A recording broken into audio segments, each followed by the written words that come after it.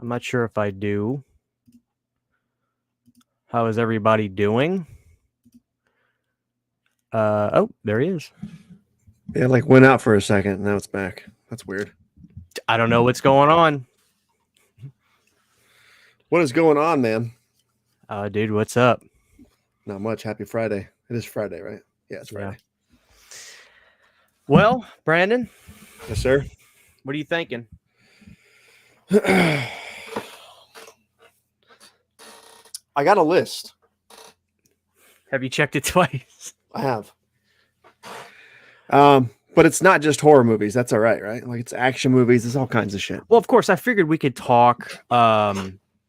We could talk horror movies too, but I thought it would be fun to actually go over movies that have Christmas.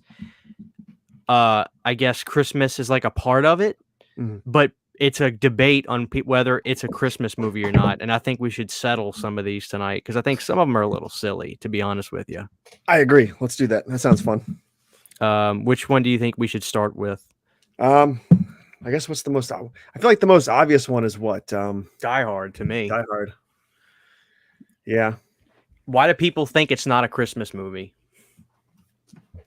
I don't know. I can tell you why it's a Christmas movie, but why people don't think it is, I don't know. Is it the What's the time of year people watch it? Christmas, right? I mean, I used to watch it I used to watch it year round, right? Back in the day, but like last 10, 15 years, it's been a Christmas exclusive, at least for our family. Of course. When I went to Target, at Target, I was at Best Buy and I bought it. They put it out in a Christmas sleeve slipcover. You know, the question is this: we got to figure this out. And chat, how's everybody doing tonight? The question is this: what defines a Christmas movie? What is it? Does it have to be a theme, the central theme of the film? Does it have to take place during Christmas? That's the question. It is the question. And I'm not sure. I've had like an argument with people who think both ways.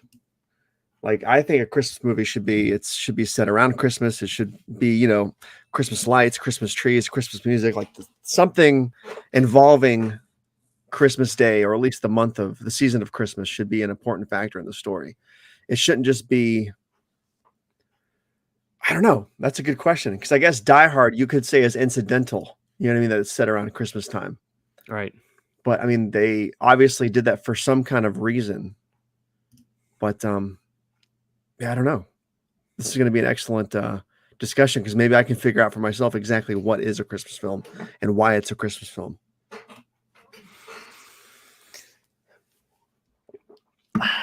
I mean, we're starting really good here, aren't we?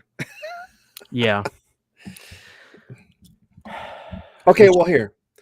Christmas Vacation is a Christmas film. There's no argument, right? Right. Home Alone is a Christmas film. There's no argument. Right. Die Hard is a Christmas film, no argument, in the same way those films are Christmas films. You know what I mean? Like it's on Christmas Eve. There's a Christmas party. Right. There's Christmas lights. There's trees. There's Christmas music. Everybody's in the Christmas mood. It's a Christmas movie. How is it? I don't understand how it's even debatable 30 years later that it's not a Christmas film. Like the argument I hear the most is, well, it's just set on Christmas. That doesn't make it a Christmas film. My question always is, well, then what does? Right. If those things don't make it a Christmas film, what does it have to have? Does it have to have a lesson? Does it have to have heart? Does it have to have fucking Santa Claus? I don't know. I don't know. God, now I'm struggling to define it myself. To me, it's self-evident that Die Hard is a Christmas movie. And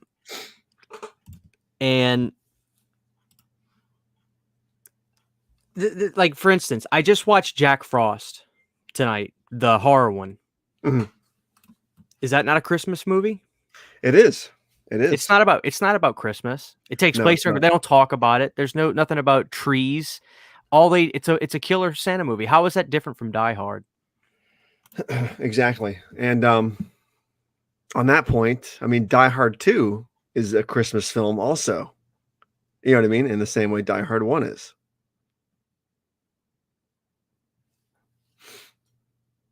if not more so, because it features like the airport setting, so it has that like that travel theme. Everybody's buying shit in the airport stores. I don't know. They both have that vibe, that same vibe. Yeah, we have pissed Dave off. He's absolutely. I'm sorry, dude. Somebody brings up Batman Returns too. Yes, absolutely a Christmas film for Yeah. sure. No argument. I mean, do you agree? Batman Returns? Yeah, to me, it's not. To me, it's kind of like what. It's the same as Die Hard. Mm-hmm. Yeah. The movie takes place during fucking Christmas. Yep. It's a fucking There's Christmas snow, movie. Christmas shopping, Christmas lights. They're talking about it in the film. He even says goodwill towards men at the end. It's a fucking Christmas movie. Yeah. You know what else is a Christmas movie? You know what else is a Christmas movie? One of my favorites, Cobra. It is. Yep. So is First Blood. Christmas film. Uh-oh, Christian. You're freezing up on me. Am I freezing? Am I back? Bit. I didn't hear what you just said. What'd you say? I said, all right, if it starts glitching, I'm literally gonna take my computer and leave here. Don't worry. Cobra is a fucking Christmas film. It is. Because it takes place during Christmas. It's no different from Jack Frost. That's true. Cobra is absolutely a Christmas film. If Jack Frost is a Christmas movie, Cobra is a Christmas movie.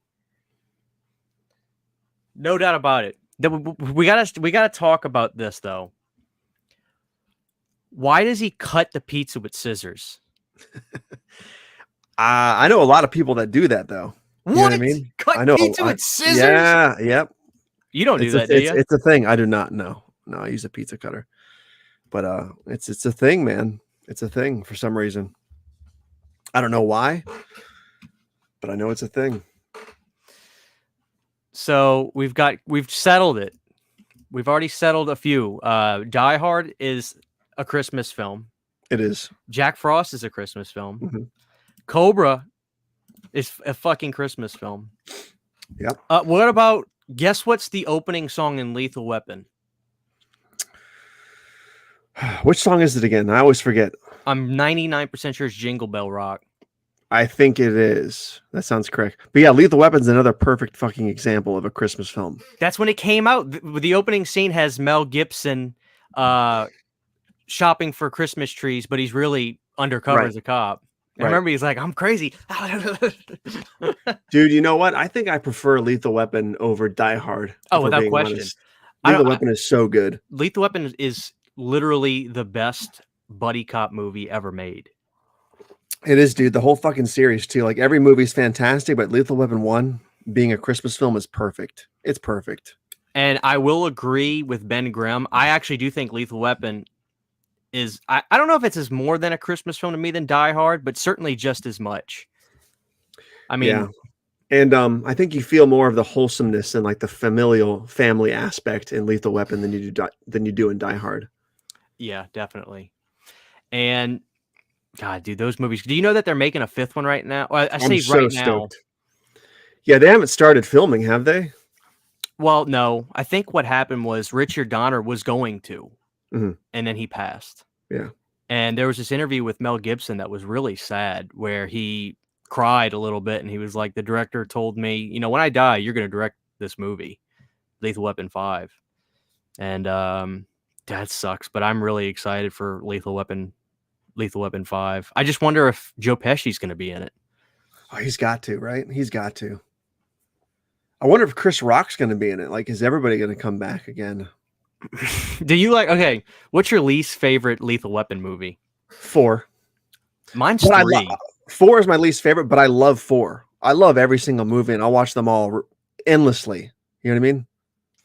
But 3 to me is just the only one that feels a little tired. I think 4 was funny as shit with the shark in the beginning, but those are the 2 least ones for me. To me, the best one's 2. Yeah, 2 is definitely the favorite. I think I still might like part 1 better just because of Mr. Joshua. You know what I mean? But yeah, you can't beat Gary Busey. But 2 is so fucking good too. And 3, for a long time 3 was my least favorite, but then I started warming up to it more over 4. But 4 is really good too, man. And like, people forget how lethal Jet Li is in that movie. Like, The scene where he drops down from the top of the stairs and just starts whipping everybody's ass. That shit's pretty intense, man. Like that was like I think he was still getting popular over here too when that movie came out. Like, he wasn't a big deal yet, I don't think. Right. Ben Grimm says Jaws: The Revenge is definitely a Christmas movie. It Jaws: is. The Revenge does take place during Christmas. This is the argument here. To me, it's what time of year makes the most sense for you to watch it. That's how I define it personally. Yep. So if Die Hard takes place during Christmas, to me, it's a Christmas movie. That's not the only thing. It's not defined just by that. It's an action Christmas movie. Yep. Or Lethal Weapon for sure. Yes. But that's the perfect time of year to watch it. What time of year do you watch Return of the Living Dead? July 4th weekend. Yep. Because it takes place on July 3rd, right? Summertime. Correct. What time do you watch Halloween? Well, every fucking day. Or any time's okay to watch Halloween. So that's the argument here, which is an all in good fun, but Dave is fucking I think he's having a hernia.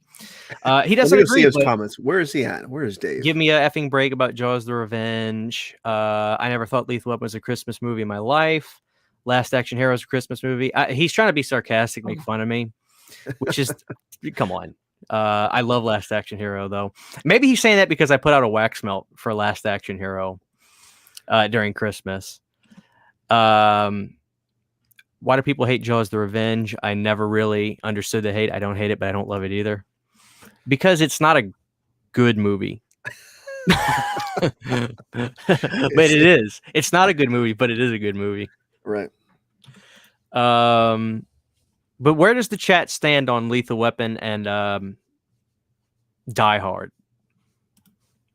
I should have grabbed it, but I bought a Best Buy Lethal Weapon Blu-ray. And the slipcover is a Christmas slipcover. Nice. It's got Nakatomi on the front, but it's like it looks like your shirt actually, and it's like a green sleeves slipcover. What else is on that shirt? Do they have snowflakes? Yeah, they have snowflakes. And dude, it's a Christmas movie. Dude, it is. Look at that! It says Christmas on the fucking shirt. And there's the Die Hard children's book too that actually exists. It is a fucking Christmas movie. I don't see how this is a debate. I feel like a lot of people's problem are these type of people who just want to push back as saying, "Oh, it's a fad. That's not even a real discussion." Oh, there he is. What is going on, boy? Garrett knows what we're talking about. Well, yeah, talking about what? Garrett, Die Hard, Christmas movie or no? You know, until it became a thing, I never looked at it as a Christmas movie. Personally, until it became a thing, and then if you look at it and you're like, well, I guess, but I mean, growing up and stuff, I never thought of it as a Christmas movie. I thought of Gremlins more of a Christmas movie than I did Die Hard. Is Gremlins a Christmas movie? I think so. I thought so. Yeah, because I mean, there's a lot more elements. I feel like in I mean, the movie Gremlins starts out with a whole Christmas theme. Like that whole opening is like a big Christmas theme, getting the tree, the music, all this stuff. And Lethal Weapon, again, the same thing. Growing up, I would have never put that in a category of Christmas movie. But what about now? When you look at it and it opens up with Jingle Bell Rock and there's Christmas trees in the family house and you know, I'll be quite honest, I haven't watched Lethal Weapon in probably like 15 years, so I don't remember. I watch it every year. Yeah, I haven't seen it in a very, very long time. It's not one that I go back to. I probably should because I don't even recall like if it's one of my favorites, you know, at that time because I don't ever watch it. I think, dude, I think if you rewatch Lethal Weapon 1 and 2, you'll be like, dude, these are the best fucking buddy cop movies ever made. Yeah, you'll love it. Yeah, especially I only have the I think I have a DVD like box set or something, but that's it. What the hell are you drinking? Fucking Ghost, bro. Ghost at 11:30 at night. You know what I mean? Ghost Energy? Oh yeah. Holy shit. Oh yeah. It's long days, man. I gotta get through it. Oh, $3 super chat. Cody. Thank you, Cody. Lepke. Thanks, sorry. The stream just got a little bit more rad. What's up, Lepke? Yeah, he said 15 years, Rudy. Probably. Yeah, I'm thinking so. Oh, everybody enjoyed the Fachi show last night. The Foot Clan. I missed it. Oh, you did? I did. It was a Quentin Tarantino Bro, production last I'm night. gonna send you some stills. Oh shit! Dude, It me and happened, and I Fachi, fucking missed it. Great. me and Fachi were posting up, dude, watching Dream Warriors, like the G's we are, quite frankly. And I just figured my dogs were barking last night, dude. Oh yeah. I just had to have them out for the stream. So my fucking nasty ass feet were just. It was a good time. Oh man. No, actually, I just watched Jack Frost before Oh, yeah. the show, and I had a blast watching that. That was a fun rewatch. I gotta watch the second one again, but I heard that movie looks like absolute shit because they filmed it on like really cheap digital cameras or something when it came out. But Yeah. yeah, it was fun. I enjoyed that. Yeah, it's a cool one. I mean, you know what? Like, I don't know if you guys already touched upon this, but I think what it really comes down to is it's personal preference. If someone feels something's a Christmas movie and they want to watch around this time, then it's like, it is what it is. I think everybody's going to have different opinions on watch lists around the Christmas time. And I mean, I just watched Trancers and I was like, oh shit, like this It's a could be- Christmas movie, right? Like, you know what I mean? Like, I was like, oh shit, like this could be considered like a Christmas movie, right? Like, so dude. That Transfer Santa was awesome. great. I mean, there was actually like sitting on Santa's lap at the mall. Like there was some real legit Christmas type scenes, there. So yeah. Did you watch the 4K of it or just a Blu-ray? I watched the 4K. Yeah. It was a little disappointing. I thought it again. I haven't watched my Blu-ray in a long time, so I mean, I didn't compare it and remember like, okay, this is what it looked like before. But I thought it looked good. I mean, there was some scenes where they showed like him and her talking, and it was like very almost like a weird grainy. Like it wasn't grain. It was I don't know what you. It would was call fuzz, almost like blurry. Yeah, exactly. Yeah, there was some scenes of that, but then I didn't know. Like I didn't remember. Like was it like that on the Blu-ray? I don't recall. It was. It was weird because the diner scene in the beginning where Jack Death is like fighting the waitress and stuff, that looks pretty good. Mm. And then the scene afterwards, I was really bummed out because the scene afterwards where he was going like on the beach and stuff, like I was wanting that to look amazing. And then that's where I was like, wow, that doesn't even look as good as the scene before. And then they put all the special features on both discs, like the same special features, like right, compressed. I emailed Full Moon a couple times to be, guys, please don't do this. This isn't the right way to do this. Please, blah, blah, blah. But I never heard back from them. But that was a botched 4K. Now, I will tell you this, though. It's been a while since I've watched Trancers as well. And when I watched it this last time, I was like, man, I like this movie way more than I thought I did. Like, I really liked it a lot. Yeah. It's good. Yeah. It's really good. And Tim Thomerson is about as cool as Tom Atkins, is like that late 40s, era stud. I love it. I mean, I don't usually find Helen Hunt really attractive, but I thought she looked good in that movie. She did. Yeah. She did. Brandon, I'm digging the fireplace aesthetic. Yeah, it's real. Isn't it awesome? I just had it installed today. Feel the heat. What about your tree over there? Is your tree just flickering? Or is that just the camera making it flicker? Yeah, the frame rate of the camera is messing it all up. But it's a cool, nifty white tree that we have in our den right now. That's nice, man. I Come in Peace is a Christmas movie. Dude, that movie's so good. What is it? Oh, What is it also called? Dark Angel. Yep. Dude, have you seen that one, Brandon? Dark Angel, I Come in Peace? I don't think so. It doesn't ring a bell. Lundgren fucked my shit all up. Lundgren is killer in that. That's a good movie. Do you guys consider the first Rambo a Christmas film? I never did, but I'm trying to think what it takes place around Christmas. Yeah, it does. There's Christmas trees in the background and stuff, and some of the shots. So, like, I feel like that would be a good line. Like, Die Hard seems so blatantly Christmas to me, but I feel like Rocky is very debatable because, like, it still takes place across Christmas, but right, none of it really plays into the themes of the movie, besides just like the setting of the film. Now, what about Child's Play? Is that set around Christmas or no? For some reason, I don't remember if it is or not. For it's his birthday. What? She's working in the department store. I don't remember. Does it take place around Christmas or is it his birthday? I thought it was like January or something like that. Was it? Because it's his birthday for sure, but you never see Okay. Christmas trees in it or anything. I don't think so.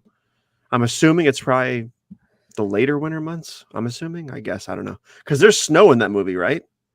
Oh yeah. I thought Yeah. so. Yeah. So I'm that's assuming that's like what's making January, it. February. I'm not really familiar with. And what about Edward Scissorhands? Does that take place on Christmas? I can't remember that either. He does. Definitely a Christmas film to me at least. I'm reading this list that's called the best non-Christmas Christmas movies, and the number one is Gremlins on this site, which it's not a non-Christmas Christmas movie. It's a fucking Christmas movie. Rocky What? 4 is a Christmas movie. Merry Christmas, kid. He does say that at the end. So does that count? Does Rocky 4 count or does it not? Of 'Cause course, that's to me another it one where, does. you know, That's when I watched Rocky 4. Matt made a good one. American Psycho. I forgot about the mistletoe alert. I forgot about that. With Reese Witherspoon or whatever. Was that? That's who it was, right? No. Who was his girlfriend in that? Was it Reese Witherspoon in that she movie? was in that movie. Yeah, Reese Okay, Witherspoon. was in that's that what movie. to say. I thought so. So was the chick from Mario Brothers. That movie. What's her name? Dude, that movie's amazing. It is. She's an urban cowboy, and what the hell's her name? I've been trying to get a Super Mario one sheet. Those things are pricey, man. Surprisingly, like the old one, the '90s one. Thing. I fucking love that movie. Oh yeah, I'm not even being facetious. I love that fucking movie. that new movie's gonna make a freaking boatloads of money. I think though. It looks That new fun one. though, man. It Oh, does look dude. good. That'll be Yeah, it'll be Isabella's better, though. first theatrical experience, actually, when it Gonna be comes good. out. Will it be better than the original? I think so. I think it's gonna be pretty epic, to be honest. It looks insane, like these trailers and stuff. Yeah. Samantha Mathis. Yeah. Let's see. How about Night of the Comet? That's a Christmas film, technically, right? Yeah. Is it? I keep forgetting. Yeah, It it's a is. great movie. That's right. Eyes Wide Shut is another one. That's a fucking fantastic. Fucking Oh movie. yeah, very very good. Eyes Wide I- Shut is Man, I need to add it to the list. I haven't watched that yet this season. I need to watch that shit. That's my That- favorite Kubrick film. That's be a honest. freaking the score in that is so killer, man. Like It is. with the chanting and when he goes to the part. Oh man, I love all that. Sounds like stuff right out of Pure Moods, like when you buy the CD like late night in the '90s. Dude, the Eyes Wide Shut. That movie is one of those movies that every single time I watch it, I forget how crazy good it is. Mm. But that movie It is is so good. fucking good. So good. Invasion USA. Oh, That's a Christmas movie. Right. Mhm. That's a I'm classic. crossing these off my list. We talked about Gremlins, didn't we? Yeah. Talked about Gremlins. Lethal Weapon. Somebody in here, I don't know who it was, but I think when I think of Gremlins, I think the next one I think of all the time is Batman Returns. Yeah. I always think. Yeah, of we that one. talked about that. Okay, yeah. Yeah, we talked about Cobra. Now, do you cut your with scissors? No, I've never done, but I do cut food with scissors, not pizza, but I do cut food with scissors a lot. Now, what foods do you cut with scissors? Like legitimate scissors? Yeah, like, but I have like this display with all these knives and there's like scissors in there, so I assume they're like food prepping scissors. So, but I'll use them to do like instead of me chopping something, I'll just like say I'm making chili, instead of like chopping all these little peppers and throw it in the thing, I'll like hold the pepper up and just start like cutting pieces off with like scissors and let it just fall into the bowl or whatever, because I just don't have the time. Like I'm just trying to go quick and I'm like just cutting it. I'll use it for stuff like that. If I'm making like a chili or something like that. Now, Brandon, what about you? The scissors question? Yeah. Not really. No. I have the same thing that Garrett's talking about with the knife rack thing with the scissors in it. I've got that. I use too. it for some like vegetables and stuff sometimes, but I don't use them very often. Not Yeah. really. But The Hateful Eight has snow and horses. That's a great movie though too. That's It a is. great one. Oh, dude. Great movie. Yeah, P2 Yeah, is P2 is- definitely. Yeah, it's just a terrible name. Like, no wonder nobody saw that movie. Yeah. Who names a movie P2? Like, what does that even I still mean? haven't seen it. I still haven't seen that movie. That's like it has to do with she parked in the garage, I think, right? Like, you know, when you park somewhere and it's like, Parking I lot. parked at Yeah. A1 or whatever. Yeah, that's why. Stupid, dumb. Yeah. P2 is class. L.A. Confidential. Yeah. That's a good one. What about ones too? When does that take place? That's like in the summer, right? I think so, and I think it is. I think it is takes place in the summer. It feels like that. Yeah. I'm trying to think what else. What else would be a good is a Christmas. Oh, you know what? You know which movie I love. And I always watch around Christmas is Just Friends with Ryan Reynolds. Have you guys seen that movie? Yep. Freaking one of the Damn it, funniest no, I movies, haven't. dude. It's so funny. That's on the list. Hilarious. Crossing it off. I watch that every year on Christmas. It's good. Around Christmas. Amy Smart, right? She's in that movie, right? Amy Smart. Yeah, I would definitely Christian. I would check that one out. It's super funny. I'm looking. And if you're not a Ryan Reynolds fan, like I'm not a huge fan, you'll like him in that movie for sure. Yeah, oh, I agree. He's frozen. There he goes. He's back. I'm back. Yeah, you froze for like a split second. It's gonna be one of those that nights. That boys. noise you just made kind of froze too a little bit. Kind of what pictures like. I can remember watching. I can remember seeing Bad Santa in theaters and thinking it was like the best thing ever, dude. Like when I saw that in theaters, like I just remember going nuts for that movie. Like I thought it was like the funniest thing. I haven't seen it though in probably 5 years or so. Do you guys watch that? I don't think I've seen the second one. Mm-mm. I've never seen Bad Santa somehow. Oh, I think you guys would like it. Do you ever seen it, Christian? The one Yeah, with, that's Billy Bob. Yeah. Oh, Yeah. dude, that's a classic. the best scene that still gets me are when he's Santa and he's sitting at the mall and the kid sits on his lap. He's like, all right, what do you want? And he's like, Fraggle Stick car. And he goes, what? He goes, Fraggle Stick car. He goes, what the fuck is that? He says to the kid. What was the kid's name again? Because that's my favorite scene. Did he call him something? His name was ridiculous. Somebody in the chat, tell me it's the kid's name. It's the kid from Trick or Treat. Right. His name. It was like a weird, like almost like a nerdy name, kind of, right? Yeah, because that's my favorite scene because of his reaction. I can't think of it. Somebody tell me the kid's name, please. Thurman Merman. Thurman Merman. He goes, Thurman he Merman. reads it. I remember he reads it. He goes, man, kid, are you effing with me? Like, what? Like, he thought he was fucking with him. You remember when he cut his hand and he was like, oh, and then he pours alcohol on his He cut it on. What did he cut it on? It was like something weird. He was like he made like a wooden dagger. Oh no, it was a wooden pickle. Remember, it was a wooden pickle. Oh, he goes, I made you a pickle. Thurman Merman, man, are you fucking with me? Yeah, you got to see that, Brandon. I think you'd like that one a lot. That's I need to add it to the list. Don't watch it with the kids, though. Don't watch it with the kids. It's so good. I mean, it is so freaking good. That's a movie you can rewatch like 20 times. Yeah, I haven't seen part 2. I don't know if you guys if you've No, seen it. I never bothered. I'm not saying it's not good. Right. Yeah. Dude, I want to watch that again. I have a Blu-ray of Bad Santa. That's my favorite. Did you ever see that interview with Billy Bob where he freaked out because the guy mentioned he was an actor? Yeah. And he like sabotaged the interview after that. That's like one of my favorite clips ever.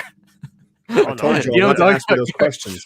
So Garrett, what happens is they go to introduce this guy worked for like Sirius XM or something. He got what is the name of him? Boxcar Racers is his band. And I think that's the name of the band, Boxcar Racers. So he gets the band in the room to interview him, and he sits down and he goes, all right, guys, so tonight we've got a great band, the Boxcar Racers. If you don't know who these members are, you may know the drummer for the band. He's a Grammy-nominated actor, Billy Bob Thornton, blah, blah, blah. And you see the look on his face. I guess what happened was he just felt like that was like disrespectful to be in a band interview. And, you know, I get it, but I also would use it to my advantage, quite frankly. If I was a famous actor, I'd want everybody to know about my band. But hey, those guys were talented, so I get it. And so the guy starts asking Billy questions. He's like, so Billy, how long have you been a musician? Huh? What? He just acts like he can't answer anything. And it's really fucking cringy. It's great. He finally he's like, you're not supposed to effing talk about it. But that was one of my favorite videos he's ever done. That's funny. Yeah, he was pretty hot at that point too. Like Bad Santa, I think, really got him back out there. Like, oh, dude, that was a big role for him. It was. And Bernie Mac is the best scene. Is Bernie Mac at the CD store. Remember that when he catches the kids stealing, and he makes them give him he had a Game Boy with him or something. Oh yeah, give me this. Oh, his MP3 player. He goes, give me the MP3 player. That's mine. Give it here. He's so good. And then that's the last. I think that's what's his name's last movie too. What's his name there? From Three's Company. Yeah, I know you're talking about. What's his name? The guy who died.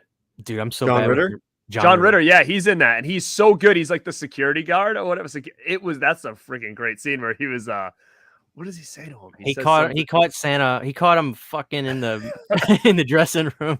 Oh yeah, and he's trying to explain to him like why he can't do that, but he's being like so PG about it or whatever. Yeah, and then what is and then Joe Bob, Jesus. Thornton was like, would say like my F stick or whatever, and he's like, "What did you just say?" And they're like, "The Office." It was funny. Thank you.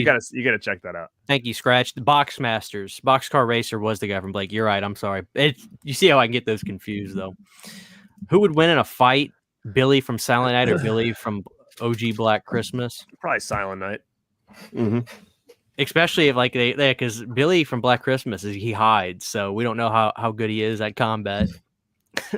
Billy from Silent Night Brandon, I watched your Black Christmas thing today, Brandon. It was great. Yeah. Oh, appreciate it, man. Appreciate it. Yeah. I got one coming out every Friday until Christmas. You know what? I'm excited for the 4K. I haven't watched Black Christmas in probably like a couple of years. I'm kind of excited to rewatch it again, especially after watching your review on it. I was like, oh, you know what? I can't wait to watch this again. Yeah. But, you know, I always get crossed. Like, I don't know what I like better, Silent Night, Deadly Night, or Black Christmas. Growing up, I always liked Silent Night better because there was a lot more action to it and, you know, and stuff like that. Yeah. But now looking at, like, I watched his review and I'm like, man, like, such a great movie. Like, I wonder if I watch them both again this year, like, what I would think. Because I change all the time on, like, certain things like that.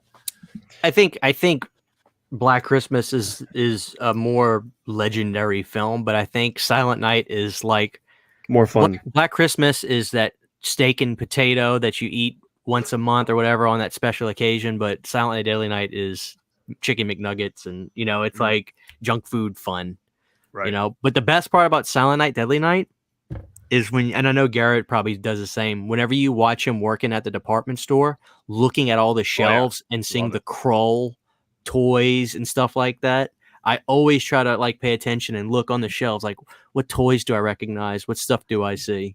Do you do that in a lot of different movies, like where either kids' bedrooms or supermarkets? And I find myself doing that when I watch Intruder. I like stare at those damn shelves and see all the food and stuff that's all over them. Yeah. Do you find yourself doing that kind of stuff? And like when they go into like an 80s kid's bedroom and you're looking at all the stuff on the walls and yeah. I do that, and I love seeing. I just wish companies would embrace that we're in a nostalgia period and like make Coors Light look like it used to. Actually, I think they actually do. It's not really a good example. I think that you can buy Coors Light but like old Coke and Pepsi cans. I wish they would bring that back. I like drinking out of glass bottles, but I rarely ever see them in my Walmart. Something about a Coke in a glass bottle to me just tastes so much better. Especially around Christmas, because it reminds you of like that Santa commercial where he'd always be drinking like the glass Cokes. You know? Yeah. I love that. I used to see him a lot at the gas stations, but dude, I rarely find him anymore. It's hard for me to find glass bottles. I love them though. You know what though? You're right though about the nostalgia with like the wrappers and logos and stuff. Yeah, I'm a sucker for that. I'll go to Walmart and like Cheetos will put out like the 80s bag, and I'll be like, oh, I need this. I haven't freaking bought Cheetos in like 20 years. But like, just because I see like the retro bags or whatever, I'll always buy it. Always. And just keep the bag or something like that. I think 100%. Lay's is doing that too now. I think Lay's just put out like their old bags. Dude, I miss it all. Remember Doritos bags looked so cool. Hell yeah. Oh, hell yeah. Why did they stop? Why did they change it? Do you guys remember it used to be called Spicier Nacho and Cooler Ranch? Right. Why did they ditch that? I thought that was like, that made them different. Like I digged it. They stop it. Now it's Cool Ranch or Spicy Nacho. Why change that? Maybe it looked more hip if they changed it. I don't know. And that's the problem. I think that they're trying to change things to make it look more hip. Like case in point, Burger King, they like changed everything up and tried to look more hip. And the logo was always kind of bland after that initial, like the one with the burger. It looks like in the burger. Now they're going back and redoing all their stores to go back to what it looked like in the 80s. I don't know if you guys have any of those around you yet, but they're redoing around me. All the Burger Kings are now getting redone to look like they did in the 80s. That's awesome. The logos are being changed back. The way that things set up, it's pretty sick. Yeah. I miss the old Taco Bells. I wish we would go back to those.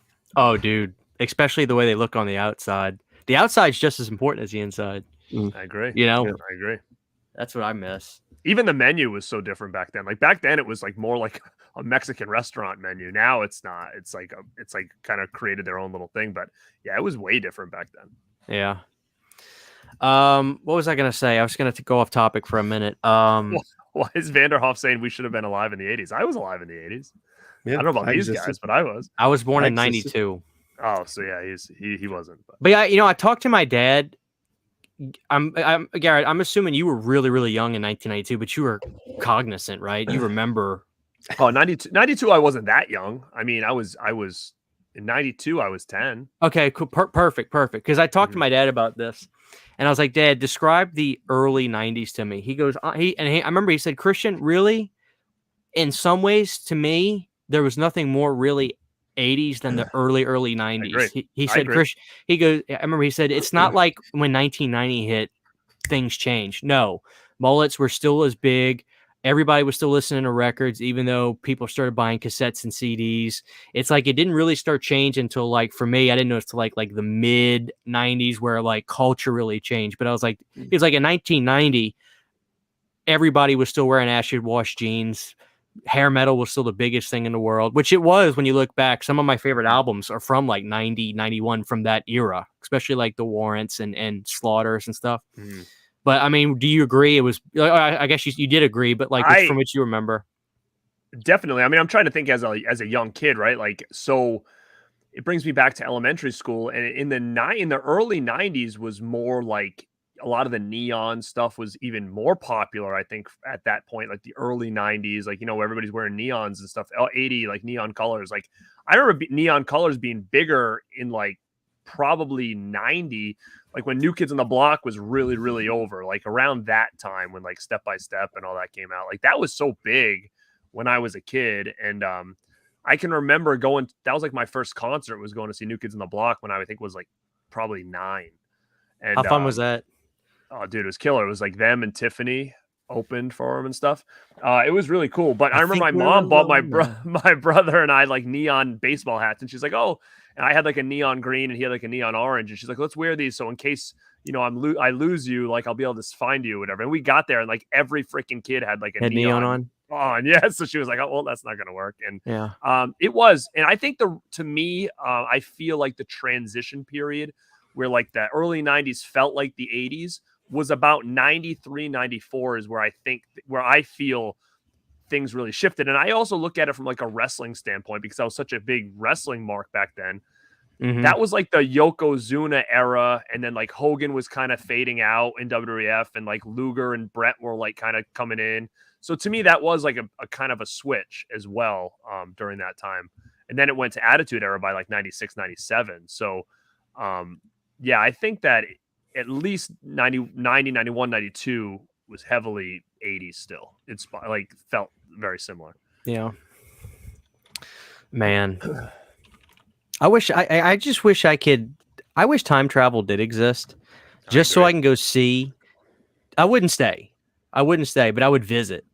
Like, could you imagine if they treated it like a ticket? Like, you can have 1 hour in like New York City in like 1980. I wouldn't go in the. Actually, no, I would. I want to go to seedy New Dirty. York. I want to go to like May 7th, 1980, New York, Manhattan, and just see if I get killed. Just walk down the street and see how long I last.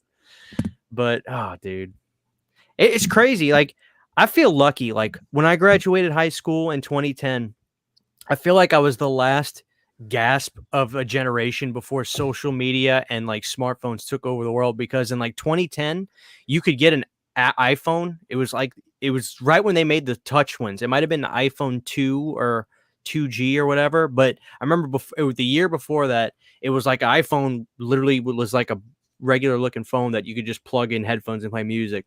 But like, nobody had them in my high school. We all still texted with the Razor flip phones. But like, dude, it's like, I wonder how much different growing up and being in high school today is going to affect kids now, because like, dude, the connective tissue I have with my friends, because we never got online. Like, what's a lot of my friends, what we do now on Twitter, I have like a Twitter chat with like a bunch of my buddies, and we'll put out a link and we'll all hop on together and do like a off stream, just hang out and talk. Like, we don't like to text that much. Like, we like to talk and stuff. I wonder how that affects generations that are so social media oriented now, how that's going to be with their friends from high school and stuff 10 years from now. Like, my buddy Devin from high school, dude, even when we don't talk to each other for a year, we were so connected during those days. If the next time I see him or I call him, we literally are able to pick up right where we left off. And I think it's because, in my opinion, because social media really wasn't a thing where we could be so close yet so far away because we're stuck in our phones. Like, dude, we never texted. We called. We hung out. It's like, I wonder how much different that's going to be for kids today, you know? I think it's going to be very different. I think it's going to be, I mean, dude, I see it. I see it just in everyday life. Like, especially when it comes to certain things, in my opinion, I'm going to sound like the old man here, but like with work, right? Like, I remember having my first job. It wasn't a great job. I worked at a supermarket there for like a long time. And I worked in the back, and we do a lot of stocking and stuff like that. And I met like the people that I met during those years there that were around my age. Like, they're still some of my best friends now. And man, we used to like, it was like a friggin' playground back there, man. Like, we used to like, oh, you guys get a 15-minute break. We'd take like an hour. But the difference is that we just knew how to work, right? So like, we could horse around and dick around, but like, we got all of our shit done. And back then, the only thing we had was, you remember those Nextels that you'd beep people, beep, beep, and it'd be like a walkie-talkie? Like, that's what we had. We didn't have like a phone that we could text, but we couldn't go on like Facebook or Google or hang around on social media. So like, it's not like we could just sit in the back and like scroll through our phone and stuff like that. It just didn't exist back then. And, you know, you look at it now and you go to like a place like recently I went to Chipotle, and a kid kind of walks up to the counter with his headphones on, a hoodie. Hey, what's up? You know, doesn't really want to be there. I'm like, dude, he's wearing headphones. He's got like a hoodie on, the hood on. And he's like just tossing the thing, doesn't want to be there. And then at the end, like he's like, oh, here. And he flips it around and shows me like that freaking screen with the tip on it. I'm like, dude, I'm not gonna tip this guy. Like, right. Like, I felt like crap because I pressed 0 on the freaking tip thing. I felt like a piece of crap for doing that. But at the same time, I'm like, what am I tipping him for? He looks like he didn't even want to be here. Like, yeah, it's not gonna be your life job, man. But like, I just feel that a lot of it is, even though that wasn't when I worked, you know, my first job, you kind of like felt a responsibility, and like you still worked and like, you know, were proud of like whatever you did that day. I feel like that's gone now. Like, yeah. You know, that's what I'm noticing at least. But yeah. And I don't know if it has to do with the social aspect of like everybody's on their phone. So then when it comes time to like really interact with people and do stuff, it's not easy for people, or it's not there. I don't know. I think it's a big time component.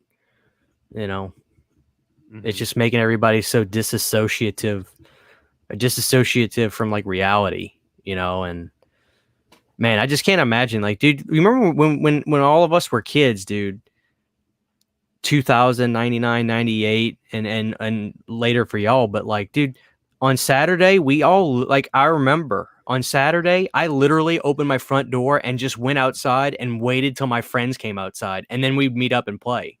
Yeah. Like, dude, and there wasn't we didn't even call each other. We literally just knew it's the weekend, go outside, wait till we spot each other, get together, and then we'd play football and shit like that. Now, how did you Man. guys grow up? I always love hearing these stories. Like, did you grow up in a neighborhood? Were you on like a main road? Like, how did it all work? Like, if you look at The Burbs, that movie, The Burbs, like that was basically me. Like, I was in a big neighborhood set off from kind of the main street, and like there was probably a group of 12 kids about all my age that lived in that little neighborhood or whatever. And you're right, the same thing. Saturday morning, I'd watch cartoons. Wrestling would hit about noontime. That was like time. All right, wrestling's over. I'm going to go outside. And you just walk the street and ride your bike around the street. And wherever you see a pile of bikes, you know everybody's at that house. And then you would just like put your bike there and go in the back. Exactly.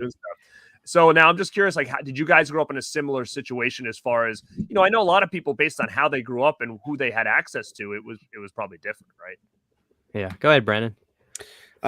We moved around a lot when I was a kid, a lot. So, but it was always in the same general town area. And where I live is a place called Merritt Island, and it's a pretty large area, but it's a weird. I had to explain it. There's a lot of bridges and connective tissue to get around. So even when we moved all around these places, there's still a core 4 or 5 of us spread out across the town. But back then you had bikes, so you could literally just meet up anywhere and go meet up at this kid's house, meet up at this kid's house. Because when I was growing up, there wasn't much of a where are you going to be? When are you coming home? Kind of thing. It was like, just go out and do your thing and show back home at some point, preferably not dead. But the Burbs situation sounds pretty fucking sweet though. The Burbs is a Christmas movie. No, it's not. Yeah, it was. And you always had those neighbors that like never came outside, and everybody's like, oh, what's going on in there? And Halloween, they would always like have their lights off, and you'd be peeking in, being like, well, we can finally see these people. And then they'd shut down or whatever. So you never actually get to see them. Yeah, it was very much like that. We did Friday nights for years. We did manhunt at like the bottom of the street. There was like this little patch of woods. We'd all like meet up there. And what was crazy about it too, is like we do manhunt. We'd be like, oh, the whole neighborhood's, the way you can go, and goals over here. You just can't leave the neighborhood type of thing. And like literally we'd be hiding in bushes of neighbors. We'd be like, and I think about it now and I'm like, man, if I ever looked out my window and saw like a group of teenagers like hiding in my bushes in my yard, like I'd be so pissed. But like we used to do it and no one ever said anything. We did it for years, running through people's yards and shit, like getting chased by other kids without a care in the world. And like someone's doing that now, I'll be like, get the frick off my yard, damn it. Well, also too, nowadays, if teenagers are doing that to your house nowadays, they might have intention to do you harm. Right. Back in the day, it was just us kids fucking around. Yeah. Like there was a freedom and a not things weren't safe, but they were safer. Activity. Like everybody. Like now, I wouldn't let my kids ride their bikes all over town these days. There's no fucking way. No, we weren't getting snatched up like crazy back then, at least. But isn't that weird to think about it? Because I kind of feel the same way too. But it's like, how different is it out there? You know what I mean? Are we just are we just having minds of being parents, or like is it that different out there that you're like, well, I wouldn't have my kid ride around the streets? Because I feel the same way. I mean, I have a son that's 3, but I mean, it's a long time away, but at the same time, like, our parents didn't seem to care that we were out riding our bikes all over the place. I think we're more observant to the evils of the world because it's very fascinating to people. So we've got all the documentaries, we've got all the hoopla, we constantly hearing about the Hillside Strangler, the Gainesville Ripper. Like I didn't know who Jeffrey Dahmer was when I was a kid. I mean, maybe I did. That's probably not a great example because everybody knows who he is. But like you weren't made aware about all these people back then. So I think it's a lot of it was just naivety of the world, which I don't necessarily think was a bad thing because it made me live more. Like, man, I rode my freaking bike everywhere. My dad gave me his Walkman, and I'll never forget. I used to take his Walkman because I used to have the CD player, but it was a cheap one. So if it moved, it stopped reading the razor stopped reading the CD, and I'd have to hold it perfectly still. So when he gave me the Walkman, I was like, oh, this is awesome. So I would take blank tapes, put it in my cassette deck, and with CDs, and I was able to record CDs onto the cassette. But I'll never forget, my dad went into his junk drawer in his bedroom and he goes, hey, Bubba, come here. I've got this on cassette if you want to listen to it. And it was the Rocky IV cassette. Ooh. And I used to fucking blast living in America as like an 8 or 9-year-old, 10-year-old kid riding my mongoose bike up and down like I lived in a subdivision. And dude, just imagine this little kid jamming James Brown on a Walkman, just riding his bike. That's all I used to do, man. It was awesome. I missed that, man. I got to get a Walkman. Sydney has a Watchman. Still works. We have it. It's flawless condition. You remember those? It was just the little TV. It's shaped like a rectangle with a little screen on it. We got a Watchman. I think that's what it's called. Or the TV Boy. No, that's not called a TV Boy. It might be called the Watchman. It's Sony though, but it's awesome. I've always wanted to see about trying to plug up a video game system to it or something, but I have to look at the inputs. I don't know if I can. But man, dude, the best thing about by the way, this is a Christmas show, but we're off topic. But the best thing about my subdivision growing up was Halloween. It was fucking insane. And I think I told you guys my neighbor won the lottery. And he was a Halloween fanatic. And he literally just bought mannequins and props. He had a balcony in his front yard. He got a Bates Motel sign made with flickering lights on it. And then he put a chair facing like 20 degrees from the back door. So you could see the dummy, a skeleton dummy of the mom. But you could never get anywhere in front of the house because he had it roped off so you couldn't walk up, but you could never get anywhere to where you could see the face. But it was the mom, Mrs. Bates, a dead Mrs. Bates in a chair, and he bought a little hydraulic lever that pushed up and down so the chair would rock. It was fucking insane. I wish we had video of it all, but guess what? Katrina made me lose all of it. But it was the most insane thing. And he would donate props to neighbors in the subdivision because he wanted the area to be insane for Halloween.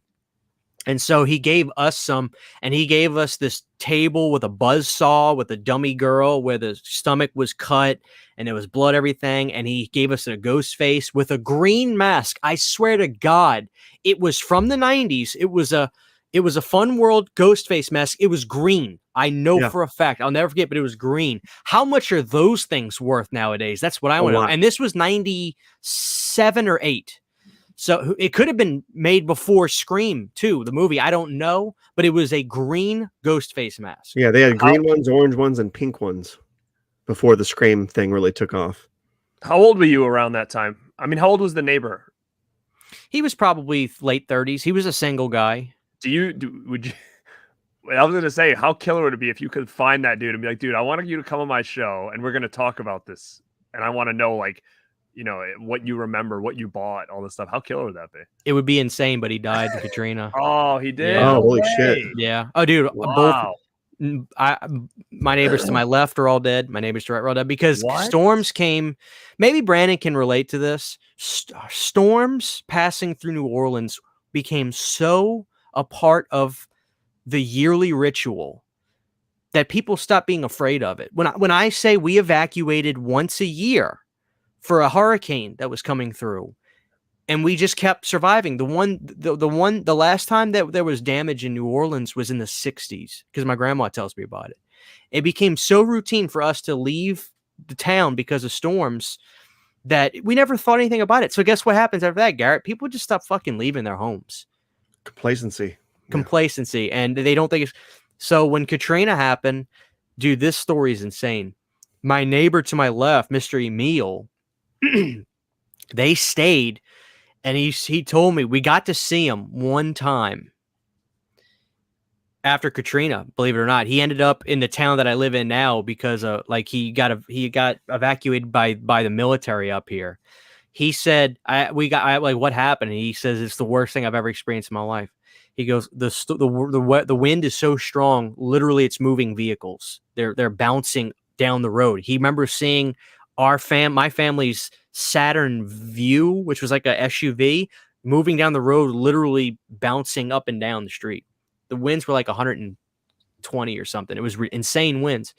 And he goes, all of a sudden, it just seemed like it was raining, but it literally seemed like a tidal wave of water. Just, we could see it coming down the street. And once it came, the water it came about, it was 4 feet of water. So basically, as it was coming, things were disappearing. It was going, cars, you can only see the tips of them. And he goes, after that, probably about 20 minutes after that, all the windows in the house burst because of the pressure of the water. And we had to swim we had to open up the door underwater, which was tough because of the pressure, and then swim outside and then swim to the top of our house. He sat on his roof with his wife for 3 days before a helicopter saw him. 3 days. Imagine that. We also lived in the marshy, like behind my subdivision. I used to go gar fishing all the time. And so he said he was fighting off snakes, gators for 3 days. He didn't sleep. So that's what happened to him. And then again, I'm not trying to get too morbid, but I guess the stress of all that really, it really fucked with his mind. So he took his own life like 6 months after that. Holy shit. Yeah, it was crazy.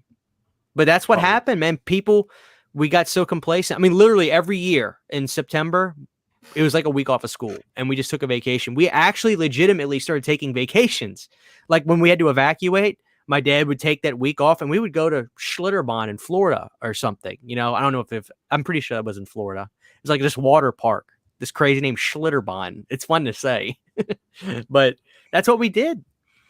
But man, that was the best time. And here's the best part, Garrett. Outside of my subdivision, though, Lexington Place was my subdivision. We would ride. My mom would hand us the Blockbuster card. We would ride immediately outside of the subdivision where it wasn't a gated subdivision, but there's only one entrance. Right when you go out, Judge Prez Highway was right here. Blockbuster, Big Kmart, Sears, and then CC's Pizza.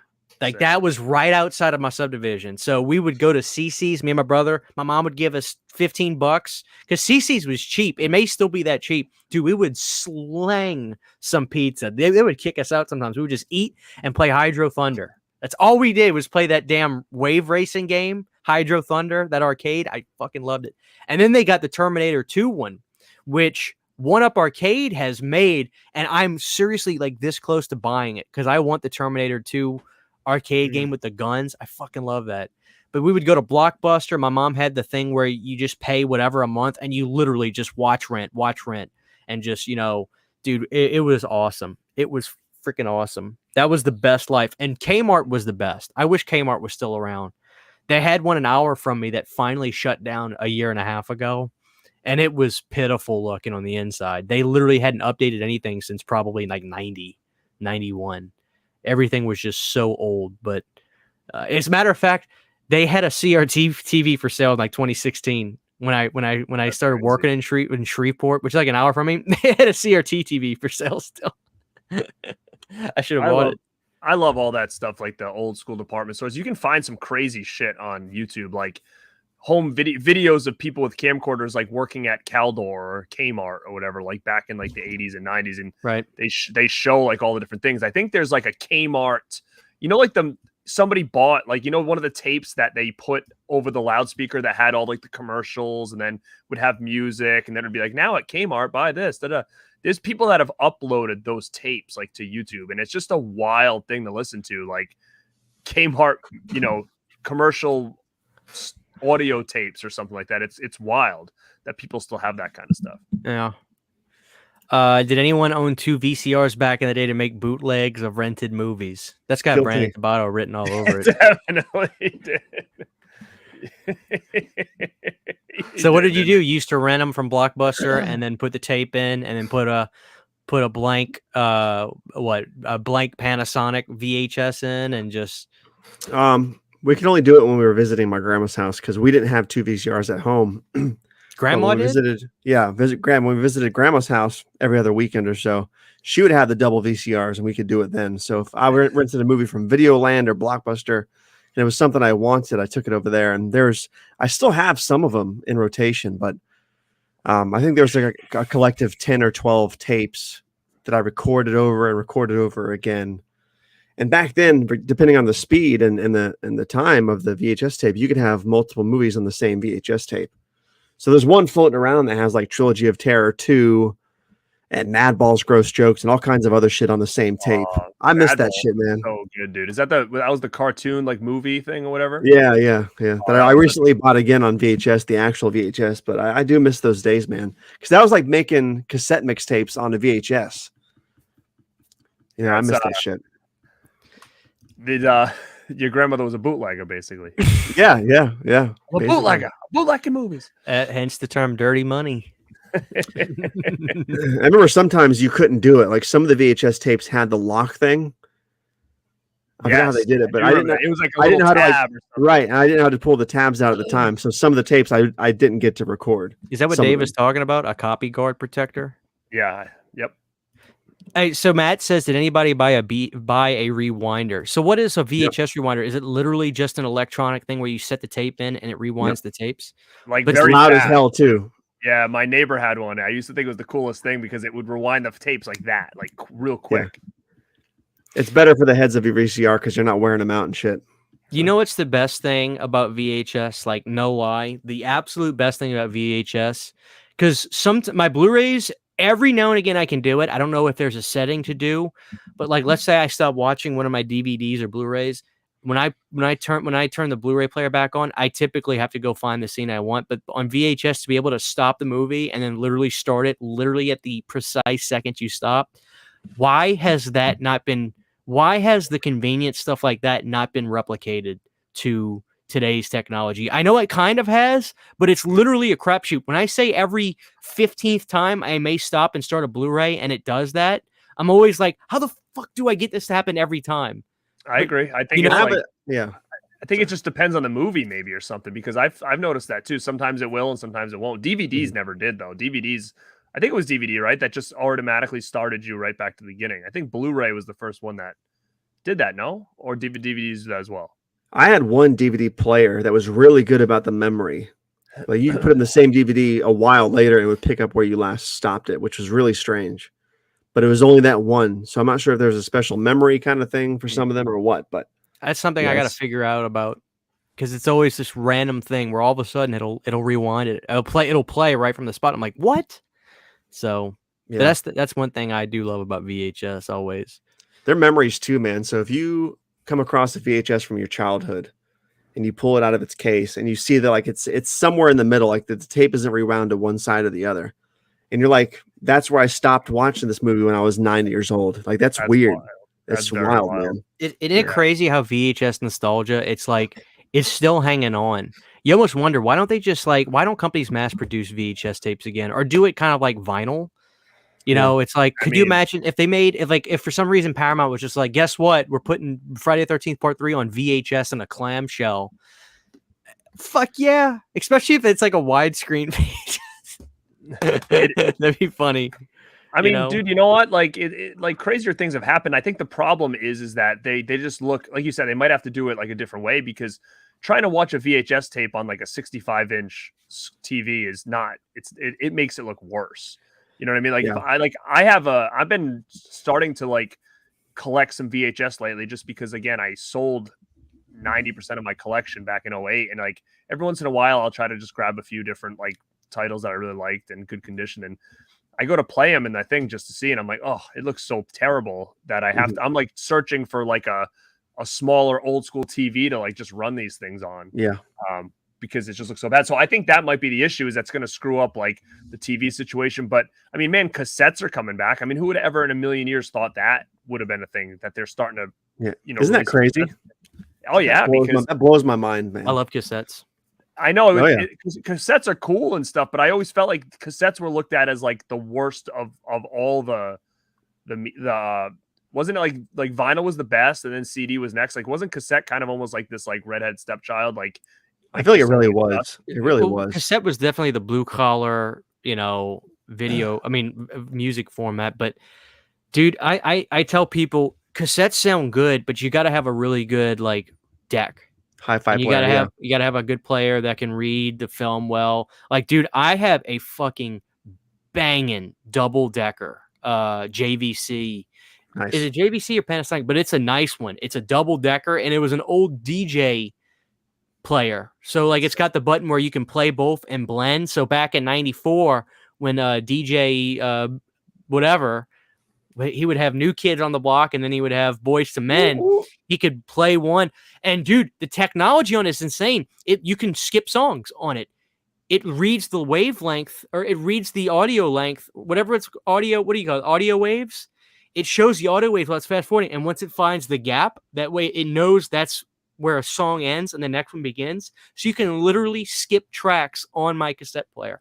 I had no idea that technology existed. How did you acquire that? Was that something you've always had, or did you buy that now? Like, because that's the thing, like back in the day, which was, I think, a lost art, and I hope maybe someday it comes back, is, do you remember like having a sick audio system in your house was like the thing? Like my father had like this whole cabinet that was like 2 huge speakers on the floor. He had the CD player. He had like the receiver. He had the thing with all the little knobs that you could go across, and like there was lights and buttons and tickers like everywhere. And like he had like 10 different things hooked up to his cassette player, and the record player was on the top and the CD player was like underneath. It was just a wild setup where we don't get that stuff now, where you walk into someone's house like, holy shit, your stereo system is insane. Like that's just not a thing anymore. It's not a thing. To me, it's so much aesthetic, having the preamp and everything, the big monstrous thing. My dad still rocks that. He's got the sub, the big preamp. He ran all his wires. When he was building his house, he set up his sound system. So all the wires are in the wall and the speakers come out of the corners. He's old school, but he was always a technology guy. He does sound for bands and stuff. So he was always into technology. His main speakers, when he does like big country acts that come through here, and when I say big country acts, I mean big country acts. He's like a contract guy. He still has these. He bought them from some collector. They're 1985 PV monitors. They're fucking huge. They're tower monitors. They're so heavy, but they sound so good. And he's always like, Bubba, imagine what bands played through this. Motley Crue might have played through these monitors. You understand the history of these? And he loves them. When the speakers blow, he goes on eBay to try to get the actual speaker. He had to do it one time, get the actual speakers from the year that thing was made, those specific Black Widow speakers, where they were. He loves that kind of stuff. He's all into technology. So when I go to my dad's house, I always, even we're watching like the news or whatever, just to hang out, I always make him turn on the big system where the button clicks in when you hear it crank up. It's awesome. I love that stuff. I think it's a lost art, and I have a feeling that someday that might be something that people are into again, like big stereo systems, like in a room, like with the whole cabinet full of like the different equipment. I think that's something that we could see kind of come back. Yeah. Especially with more people like spending more time at their houses now the last couple of years, and be hey, I have just such a sick setup over here. I think it's something that is definitely lost out. And I wish I had something. I just don't even have space to, I think to put something like that in. But what do you got there, Brandon? You got something for us? What do you got? No, I was going to chime in here about the VHS tapes. This is another big problem with a lot of the VHS tapes. Can you guys see that? Hold on. Is that all twisted, or is that like stuff in there? What is that? Looks like mold. It's called white mold. Really? And it happens to a lot of VHS tape, the magnetic tape. Wow. I've never seen that. Stored, it'll grow. And the problem is, once this happens, they have to be isolated from your other tapes because it'll spread to the other tapes. It's like COVID, but like yeah, it's like if you have a Halloween mask and it develops those little mold spores in the latex or the rubber, you have to isolate them because it'll spread to your other pieces. I think it's one of the big problems. Like this can be cleaned off pretty easily if you put it in alcohol swab and run it through a machine. But that's one of the big drawbacks of it, is like where Blu-ray and DVDs, obviously the shelf life, they're gonna have problems after a couple decades, but they'll never develop mold and shit like that. I don't even think cassette tapes do that, but VHS tapes will do that. I got this from the flea market for $4, and I didn't notice till I got home. I have never in my life ever seen that before until right now. And I mean, I could have it on some of mine, but I don't. It's been forever. I've opened all these and checked them out, but I mean, this is the only one in my collection that has it, and I didn't notice it till I did a live unboxing, and some dude in the comments was like, "Dude, you have white mold in that tape. Isolate it." I'm like, do I? Holy shit, I do. So this is the only one I own that has that, but it's something to look for. If you're going VHS hunting, look for that white mold for sure. This is my favorite VHS tape I own. Then we'll get to Loop's question. Michael McCormick sent me this Shockwave VHS. Nice. Look how sick that is. This is the best sound in the world. Oh yeah. I got freaked out. I was like, I hope that doesn't have mold, but it actually looks. It's got a sticker on there, but it looks good. I love these VHS cases. I got Jingle All the Way at the thrift store the other day, and I love those. But dude, this is like one of the coolest VHS tapes I've ever seen. That's like mega clamshell. Look at this. You see how the flap is like bent in there, and it's messing up Peter Cushing's name or the paper. It's bent in there. I want to take it out and fix it, but like I'm worried this paper is so stiff and stuff. I'm just leaving well enough alone. It'll like crumble as soon as you try to move it. I bet it's perfect, man. Leave it. This needs a 4K. I actually like this. This is the Return of the Living Dead 2 director, Ken Wiederhorn. I thought Shockwaves had a 4K recently. No, I could have sworn they did. Believe me, I'm gonna. I don't think freak out when it does. I love that movie. That's great. Thank you. $5 super chat. What are y'all's horror origin stories? Mine was seeing Nightmare on TV when I was 4. Mine was Stephen King's It. My grandma bought the VHS double tape at our local mom and pop video store, and we literally would watch it all the time. It was like my very first horror movie that just completely screwed me. Still to this day, Tim Curry's just the freakiest son of a bitch. What about you, Brendan? I couldn't even really tell you specifically. Like I say a lot in my videos. I've been watching him since my inception, and that's the truth. Literally, like my mom's parenting was probably questionable, but that's the truth. So it goes as far back as I've been looking at a screen. I've been watching horror movies. But I know one of the big ones was Texas Chainsaw, the original. I've been watching that since I can remember, so that might be one of the first ones. You got that, Brandon? I do not have that release. No. You don't got the truck? Yeah, you ain't got the truck?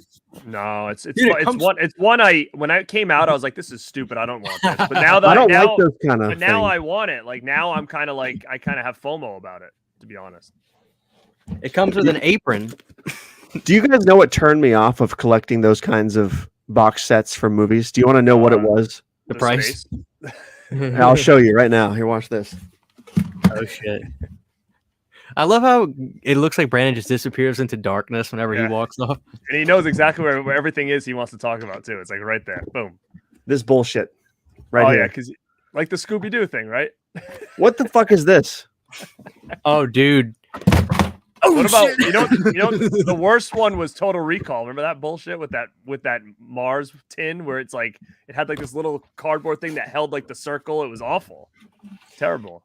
Yeah. I don't just put them in a box, man. Like I don't like all that shit. Like nobody wants that on their shelves, man. Dude, I've got some Ninja Turtle cartoon releases that are extremely obnoxious. One of them's really cool. It opens up like a pizza box, but when I say it's a pain in the ass to pull a disc out, dude, you have to like it's like a doctor getting ready to operate. It's like a 5-step procedure to opening up the pizza box and then closing it back up to grab the disc. It's ridiculous.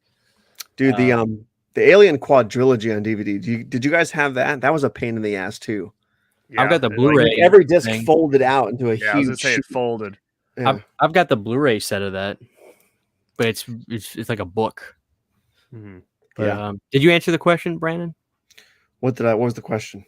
He said he can't remember, but he said Texas Chainsaw was an early one for him. Chainsaw. All right, what about you, Garrett? I think I talked about this on Brandon's Texas Chainsaw Day. Is growing up, my uncle was just a diehard wrestling and horror fan, and when I was a little kid, and my dad used to will leave us there, and he'd kind of watch us or whatever. My uncle's a lot younger than my dad, so he was probably when I was little, he was like 20. So what he would do is he would show me horror movies when I was a little kid, and just a little bit. The only thing I remember Texas Chainsaw. I can remember watching it until Hitchhiker got in the car, and then my dad walked in and freaked out and told him nope. Yeah.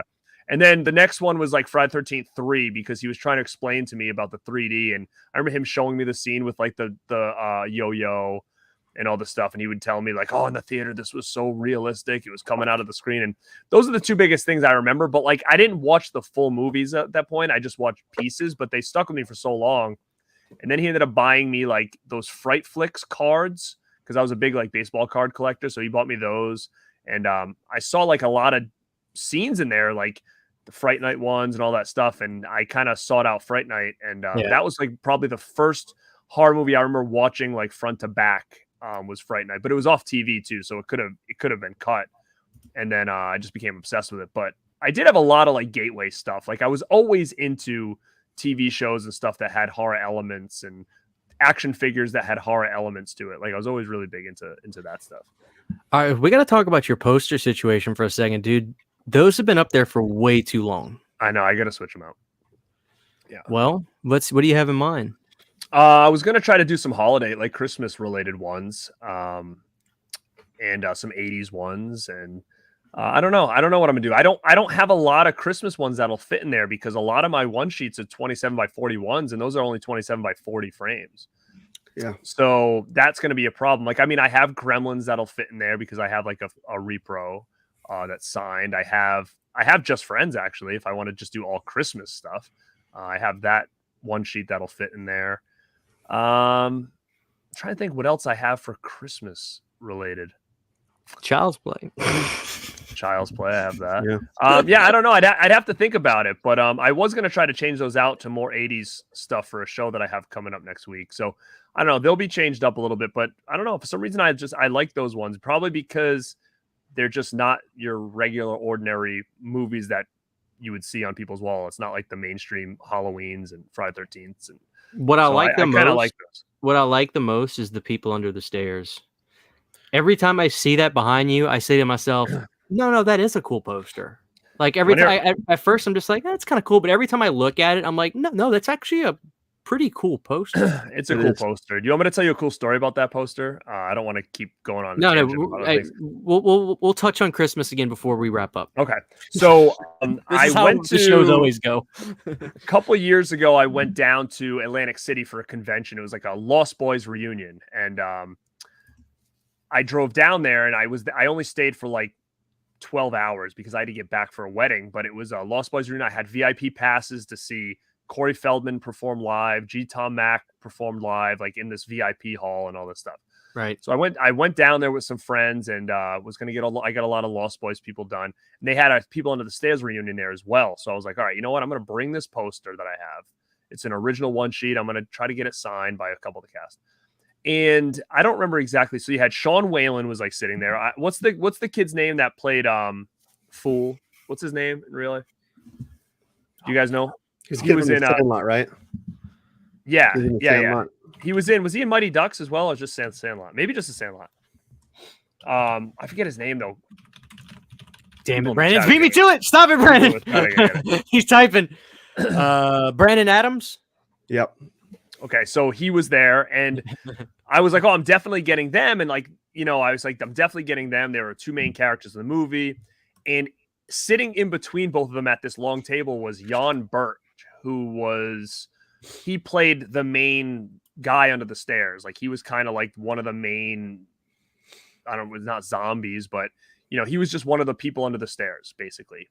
He didn't have any like speaking lines or whatever, but you'd know him if you saw his character. The Stairmaster is his character. Yeah, exactly. Yeah. So I really had no intention of getting him on the poster. Like I really didn't. I was like, you know what? I'm going to get these two guys on the poster. I don't need Stairmaster in here. So I get to the thing and it's Sean Whalen, Stairmaster, and the guy sitting there, and Sean Whalen gets it and he signs it. Now the Stairmaster guy, Jan, in the middle, like comes over. He's like, "Oh, what do you got there? Oh, that's a one sheet. That's killer." Blah blah. And he's like looking at it. He's like, "Oh, I got a great idea. Like Sean, like why don't you sign it like this, and then I'll sign it in the middle." And then what was the guy's name again? The other guy, Brandon, was it? Brandon Adams. Yeah. He's like, "Brandon will sign it over here, and it'll look like really slick and da da da." And like at that point, I'm kind of like, "Shit, like what am I gonna say? Like, no, I don't want you." So I felt kind of pressured in a way. I was like, whatever.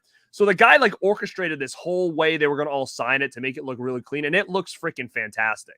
It looks awesome. And like he did him in the middle. It says the Stairmaster. They're on the sides. It looks really clean.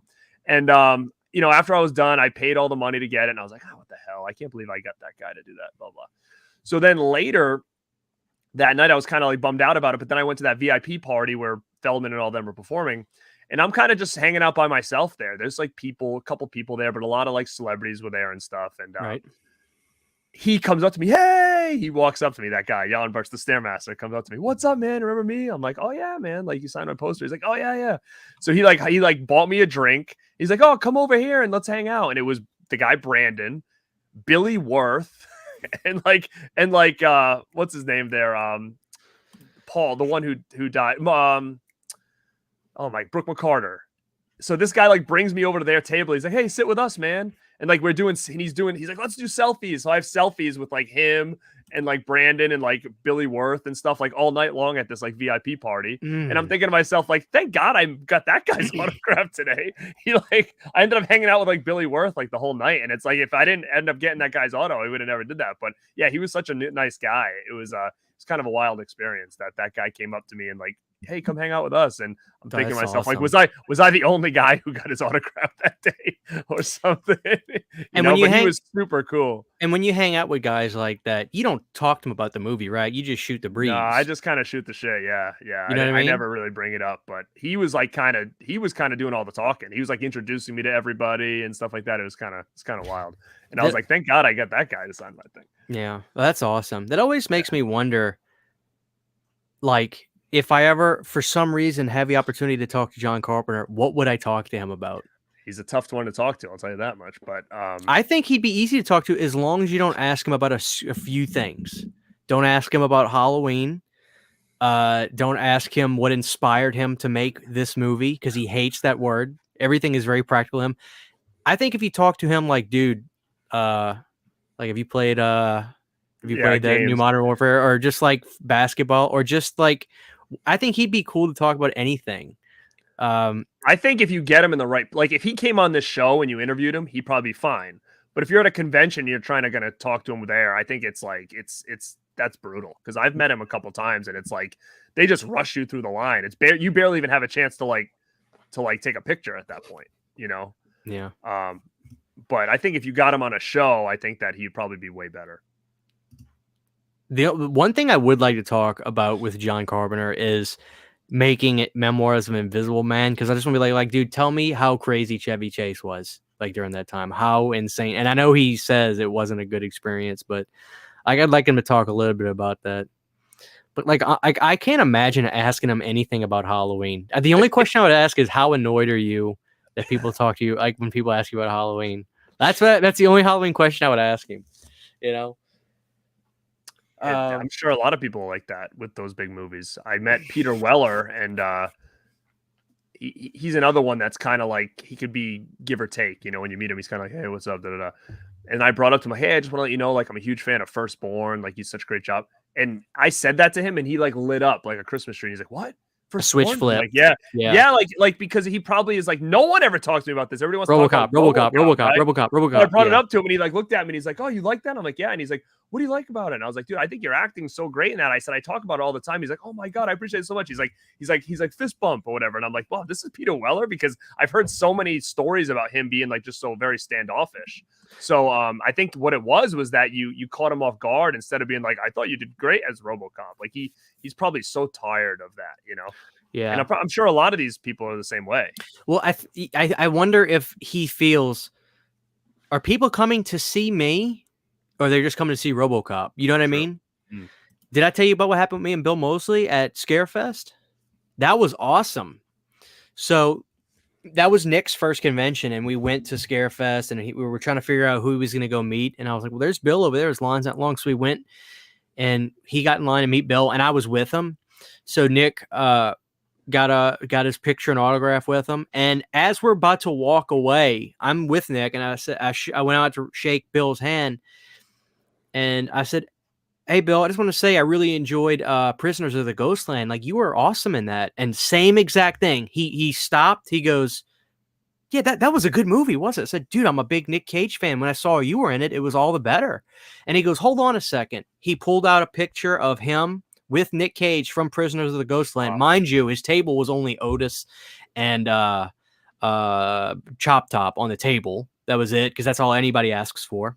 He pulled out a picture. I have it over there, 8x10 of him and Nick Cage. He signed it and gave it to me. And I think that was his way of saying, like, dude, thank you for actually acknowledging I have a career, Like, I wanted to talk to him about Pink Cadillac with Clint Eastwood. Remember that movie from like 89? Mm-hmm. He's in that, and Jim Carrey's in that movie, Pink Cadillac. You remember when Jim Carrey did the thing where he makes his hands. Jim Carrey in that.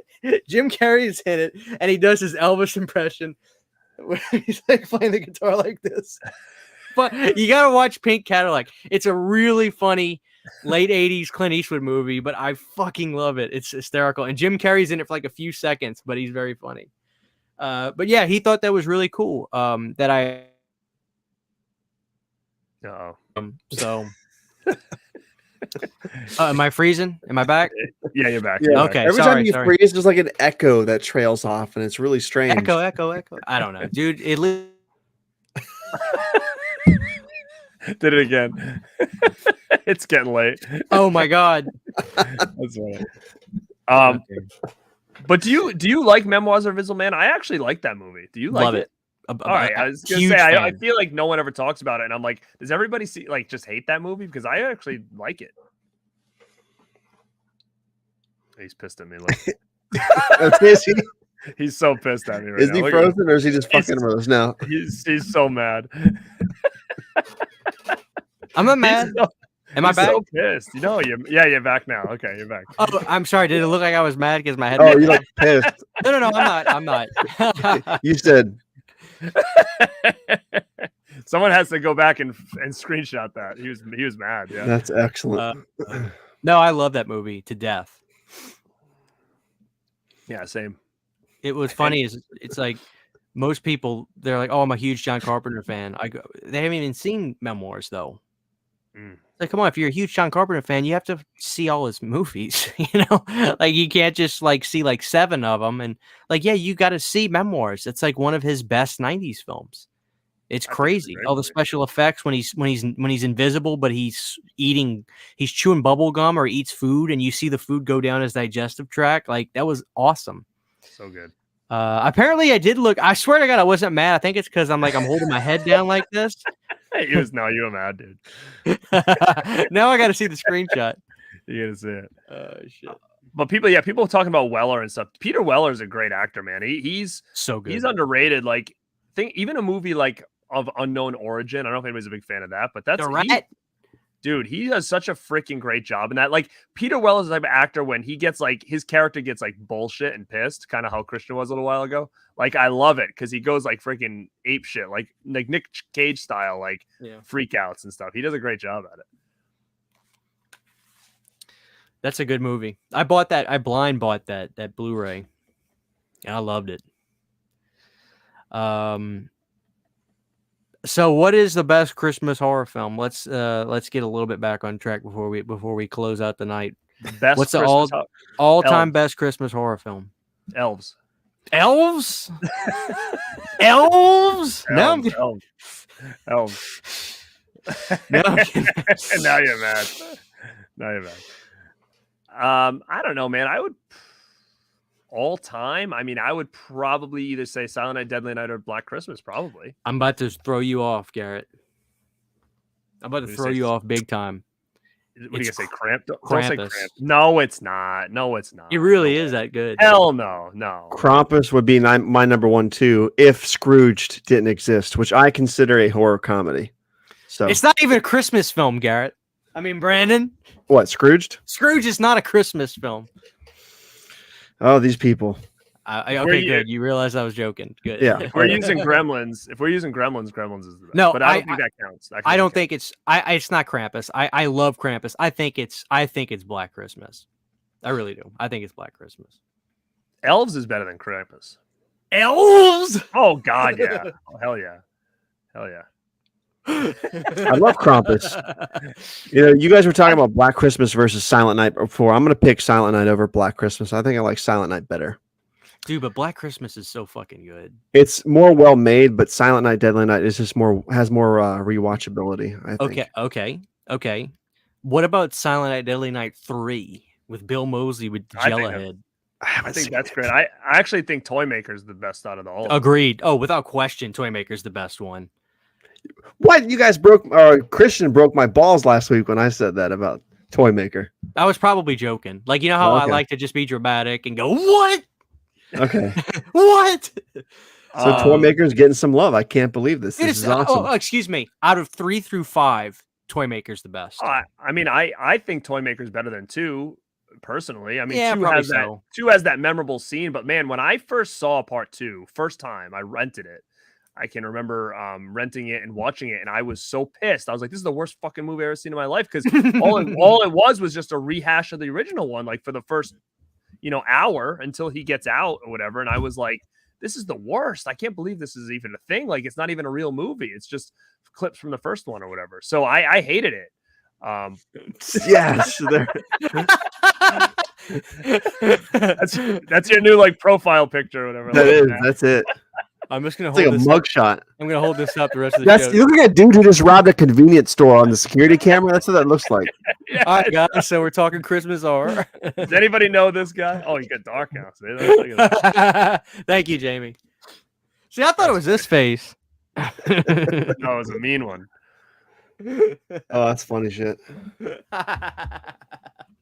Santa's Sleigh, yeah, nobody's talked about that one. I'm surprised that hasn't gotten like a Blu-ray. Like, I feel like Scream Factory would throw Santa's They Sleigh need out there. to. They I need think. to for sure. That was Goldberg, right, in that movie? Goldberg. What about Santa with muscles Oh, from '96? Hogan, hell yeah. Hogan, brother. I know we're missing some big ones though. There's a couple I want to mention real quick. Like Long Kiss Goodnight, I think is a Christmas film. That was the website that said I don't think I've seen that movie. Christmas films that aren't Christmas films, and Long Yes. Kiss Goodnight was on there. It also Reindeer Games is on there, obviously. Reindeer Games, yes. And I have a couple like Iron Man 3. I'm not a huge fan of the movie, but that counts. There was a lot of I think there was Christmas trees and shit in that movie, right? Took place over Christmas. I haven't seen it. You've Got Mail was a Christmas You got film, mail? technically. Yeah.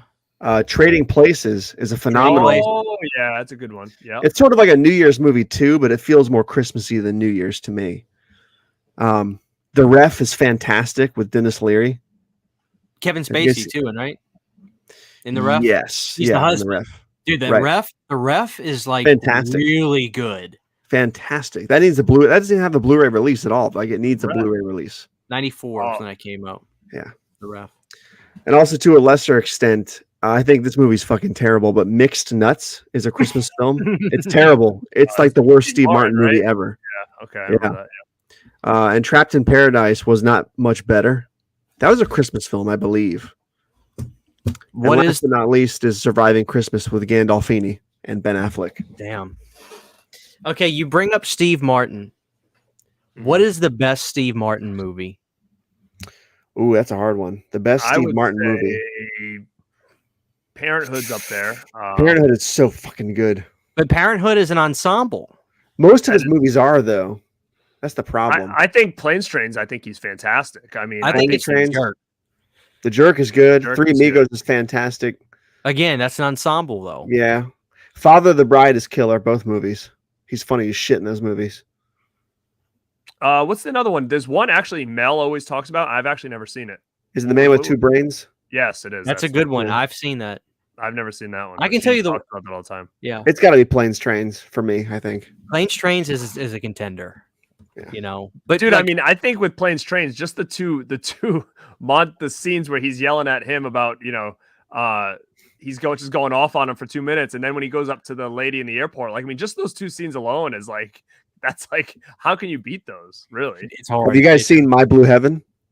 Yes. Dude, yes. he's great in that fucking He movie. is good. It's hilarious.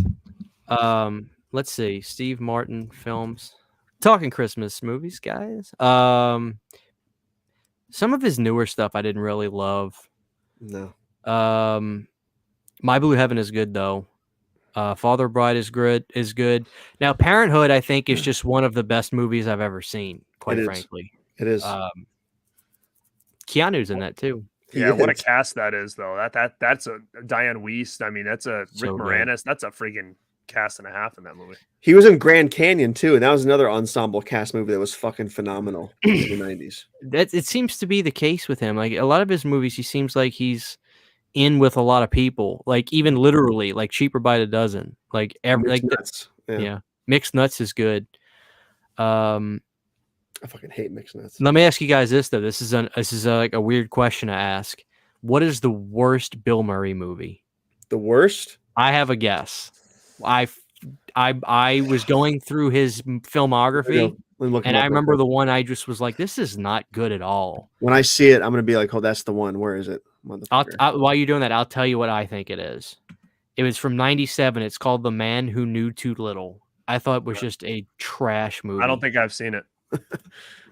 I don't think I've seen that either. Don't you? And listen, if you say "What About Bob," I'm going to kill you. No, that's one of his best movies. Yeah, okay, so good. Like Richard Dreyfuss is so good at being annoyed as shit, and I think he probably didn't like Bill in real life because he was too good at being annoyed by Bill Murray. Cock-a-doodle-doo. Yeah, I don't freaking love that movie. Afro Will agrees. The Man Who Knew Too Little is trash. It's just a trash film. It's not funny. And I think we'll probably agree on what his best is. But we'll see what Brandon says about his worst. Fuck. Like, I mean, are we going to count Ghostbusters in there?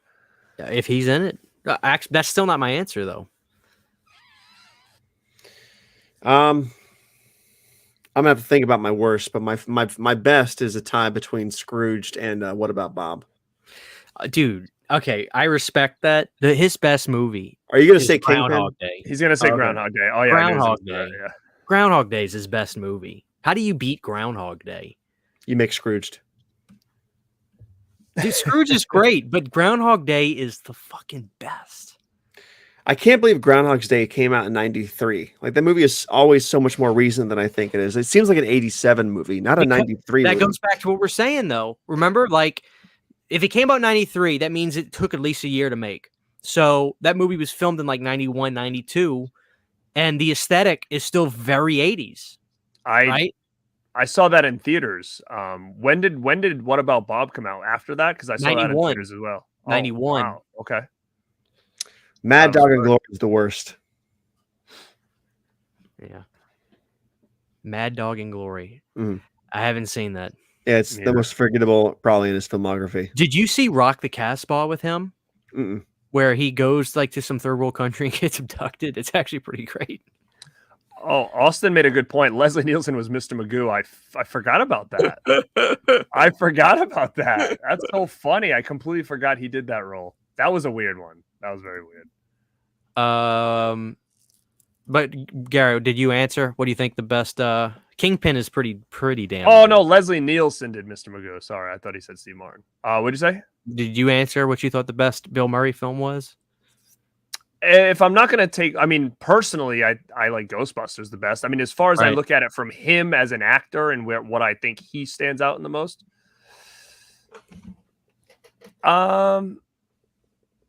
He just owns. I would Groundhog probably Day, say, I would say Groundhog Day or What About Bob are probably, in my opinion, probably my two favorites of like him as like the main character. I feel you. To me, when you look at some movies that are good, you say to yourself, this would have been good, but could you have interchanged this person with somebody else? Groundhog Day to me is like, that is so tailor-made for Bill Murray. It's not even funny. He is literally perfect for that movie because he's always Tarantino broke this down good. Chevy Chase is the asshole that stays the asshole from the start of the movie to the end. Bill Murray is the asshole that realizes the error of his ways and becomes a sweet guy at the end. And that's why people gravitate towards Bill Murray. That's what Tarantino said. I agreed. I don't always agree with Tarantino. He's kind of a dick, to be honest with you. But when he said that, I was like, oh my God, he's 100% right, in my opinion, on that. But to me, that's why Groundhog Day is the best example of that with Bill Murray. But what about Bob? Maybe my second. Scrooge is so good too, though. Damn it, it really is. Well, can you stop the goddamn hammering? And then the whole set falls down.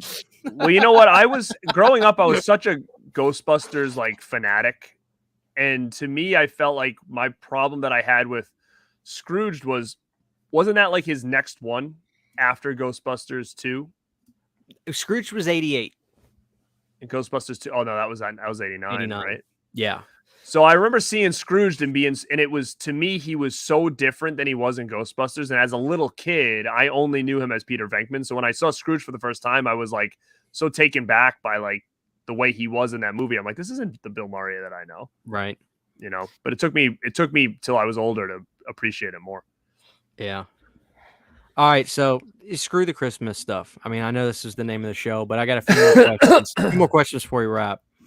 All right, Brandon, we'll start with you. The best. Think about this. What is the best Bruce Willis movie? No, God, shouldn't be that hard. I mean, Yeah, best but Bruce Jay, when Willis you movie? start thinking about some of the stuff he's done some really cool stuff. Okay, he's done a lot of shit too. He has. I He have- has. I have two answers to this question. My favorite Bruce Willis movie, as a Bruce Willis action movie, is Die Hard with a Vengeance, Die Hard 3. hands down. That's the best Die Hard movie. I It will is. accept no other It is. answer. It's better than one, truly. It's so good. It's fantastic. Very underrated. But he's also funny as shit in Death Becomes Her, if that counts as a Bruce Willis movie. I mean, he's on the poster. He's With, funny as fuck Goldie in that. Hawn and where he's getting his ass is getting bit by the dogs and he's screaming. Yeah. I laughed my ass off of that scene. So it's Die Hard with a Vengeance. Death Becomes Her doesn't count, but it was worth mentioning. It's Die Hard 3. It's got to be. Die Hard with a Vengeance is so freaking good.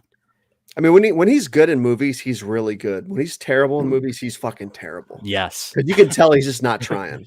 Die Hard with a Vengeance is my answer, by the way. Yeah. Good. Yeah. Good. Really, I would have said Die Hard or Die Hard 2 is good too, though.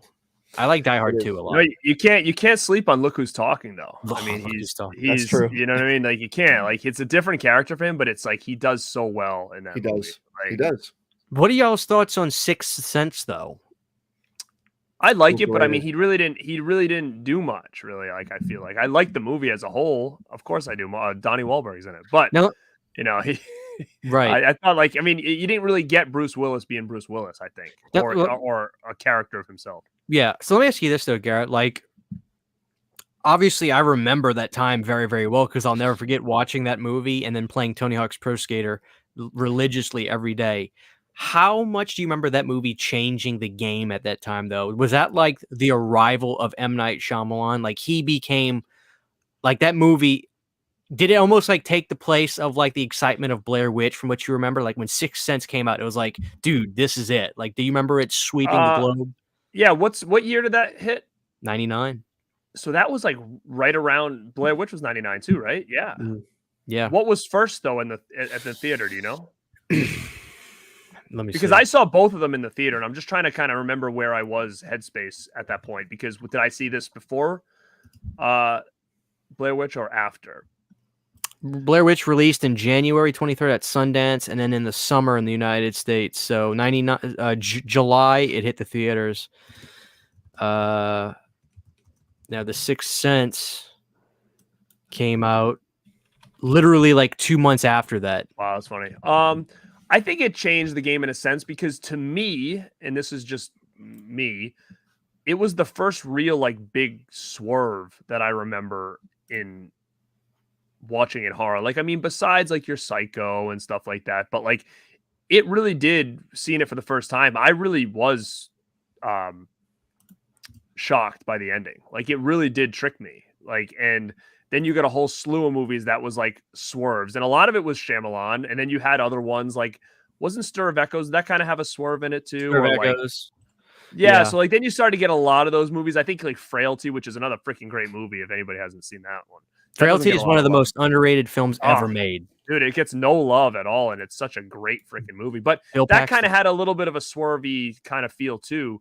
And what was the other one with the lady in the water? Not Lady in the Water, but like it was another one that came out around that time. Was it Pfeiffer that was in it? I forget. I know know I'm Lady talking in Oh, the Water. what lies beneath? Yeah, White Lies Beneath. That was another one that kind of felt like they were trying to add like the swerve elements to it, I think. And yeah, man, I Sixth Sense, that was great when I saw it for the first time. I was definitely shocked and being like, wow, they really, got me. I had to make sure to buy it or rent it when it came out because I had to go back to see it again to be like, did I miss something? Did I, but it worked, man. It really did.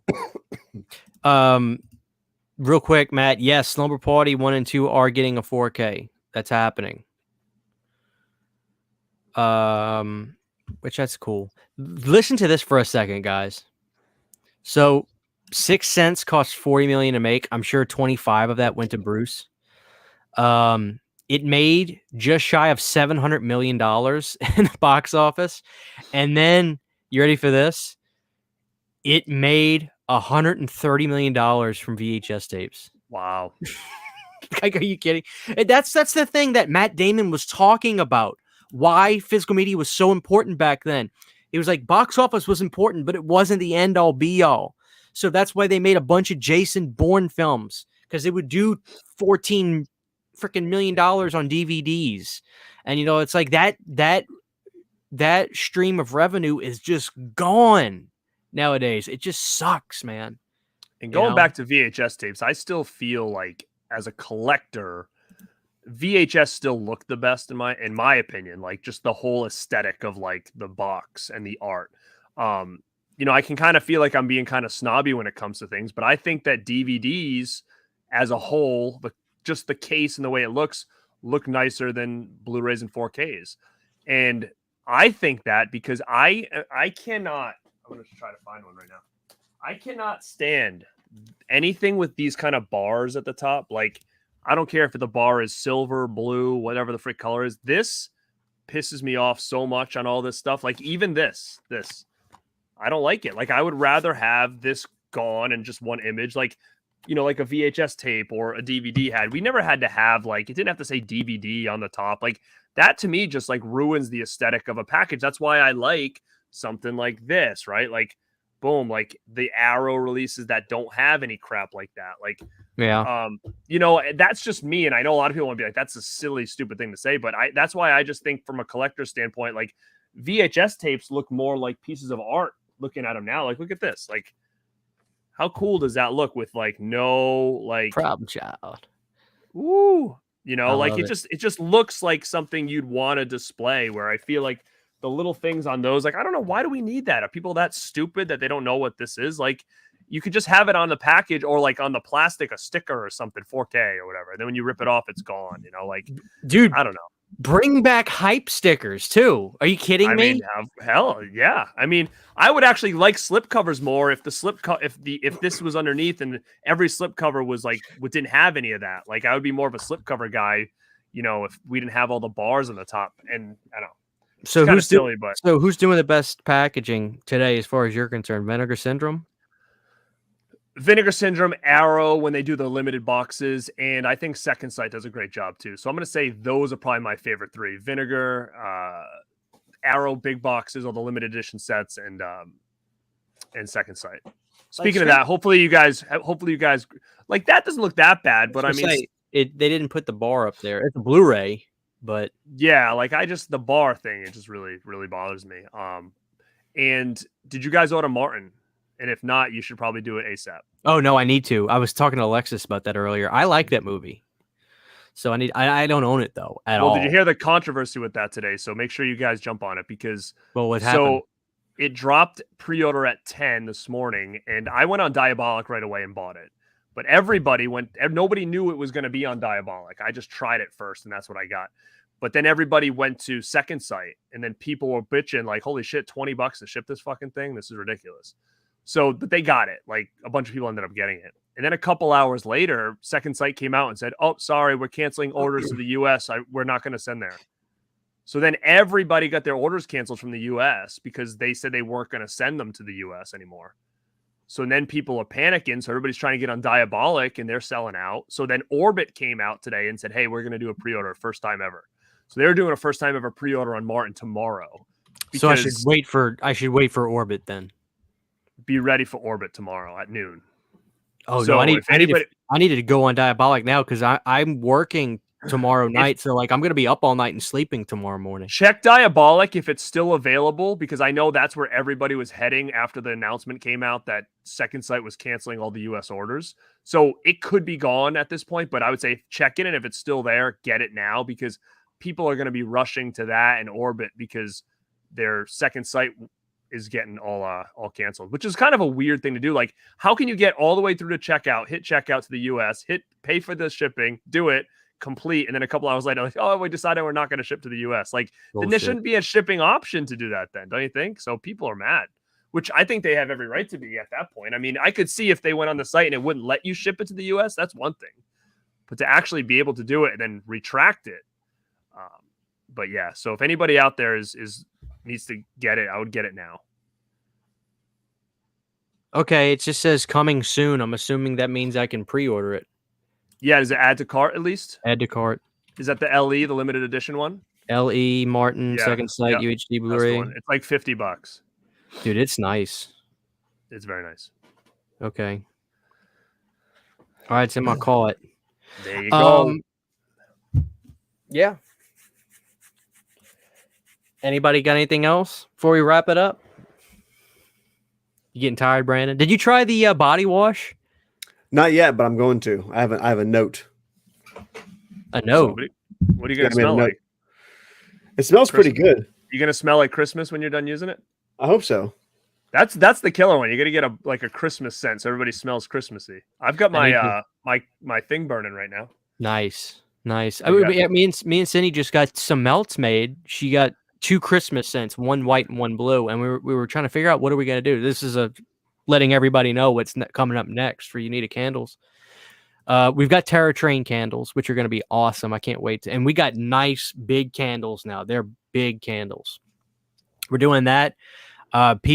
Cindy was telling me everybody kept bugging her about the Cochrane candles, so we're doing those again, and those are going to be big, nice ones. But we have blue melts and white melts, and they smell like Christmas. And Cindy, we were trying to figure out what we're going to do. And I was jogging earlier, and it hit me, Sydney, we've got to do Jack Frost and Jack Frost. And she was like, okay, let's make it happen. So we're going to have the killer Jack Frost melt and the Michael Keaton Jack Frost melt. So the double Jack Frost. So yeah, we're going to have those coming up this week. I'm going to make the art and all that for that tonight. So you should do them separate and then do like a 2-pack. Yeah. Like you can get them in the bundle or whatever. Yeah. Bundle them. Yeah. So I'm excited about that, which is why we ended up watching Jack Frost earlier. Like, let me watch. It's funny though, talking about the VHS aesthetic. I'm convinced that the Spanish company that made this shaped it like this to make it look like a VHS tape. Probably There's did. no doubt in my mind. Which is Nice this is looking. awesome. This is such a good release. I was watching 2 last night. Dude, ghoulies are fucking awesome. Mm-hmm. The bat ghoulie is creepy as shit. And you just see him on the rope when he's flying through the screen. So, did you like Ghoulies 4? It's a Jim Wynorski film, so Dude, I kinda need Ghoulies 4. I have it on DVD. I bought it at I still have a video store, like near me, not super near me, but like a 20-minute drive. It's a rental store. It's a Hollywood Video. Dude, that's insane. Yeah. Is that the place you film sometimes at? Yes. But you can buy all that shit too. The owner, I first the thing I did was like, hey man, can I buy some shirts? He's like, you don't work here. I said, no, but I want to wear the shirts. And he's like, whatever, kid, just buy them. And then eventually I was like, hey, man, like, I noticed you had 3 copies of Children of the Living Dead. Do you mind if I like buy one of them? And he was like, yeah, that's fine. So he sold it to me for $12. He doesn't sell it to me for the cheapest prices, but like he gave me, I bought Prom Night 3 on DVD, which is kind of hard, I think, to get. I got Hitcher on DVD, the HBO DVD. So he sold me that. But yeah, he's still open. And I asked him, how are you managing to keep it going? He goes, dude, there's a generation of old folks every Friday night. It's a packed house in here. And they just like, dude. And I went 2 weeks ago. I didn't film. He had like 3 Top Guns left on a complete wall of Top Gun Mavericks. So like, dude, people are renting stuff from, and I think it's amazing. You know, it's awesome. Yeah, I want to interview him one day. That'd be great. Like interview him in the store. Yes, you know, that'd be so cool. But if you ever go watch those videos, dude, you can see the aesthetic is still absolutely 90s as hell. The wallpaper has Mario from Super Mario 64, like from Nintendo 64. Like he's on the wallpaper. Like that's how old that wallpaper is. That's amazing. And he's got the big wall of CRTs that all play the exact same thing. Why they have like 6 of them right next to it playing the exact same thing, nobody knows, but they always did that, right? It's just all the TVs right together, playing the same trailers over and over again. So I love that place to death. It's awesome. Yeah, I'm a little bit jealous, man. Yeah. All right, guys. Sorry we didn't go over too much Christmas, but I ruined it. I think I came in and that's it. Well, what happens is I just changed the name of the video and thumbnail. It's going to be called VHS Memories now. That's the name of the episode. Christmas and VHS Memories. Yeah.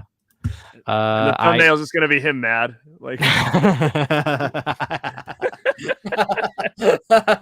bad memories. All right, guys. Garrett, do you have anything you want to promote? Let me see. What do I got coming up?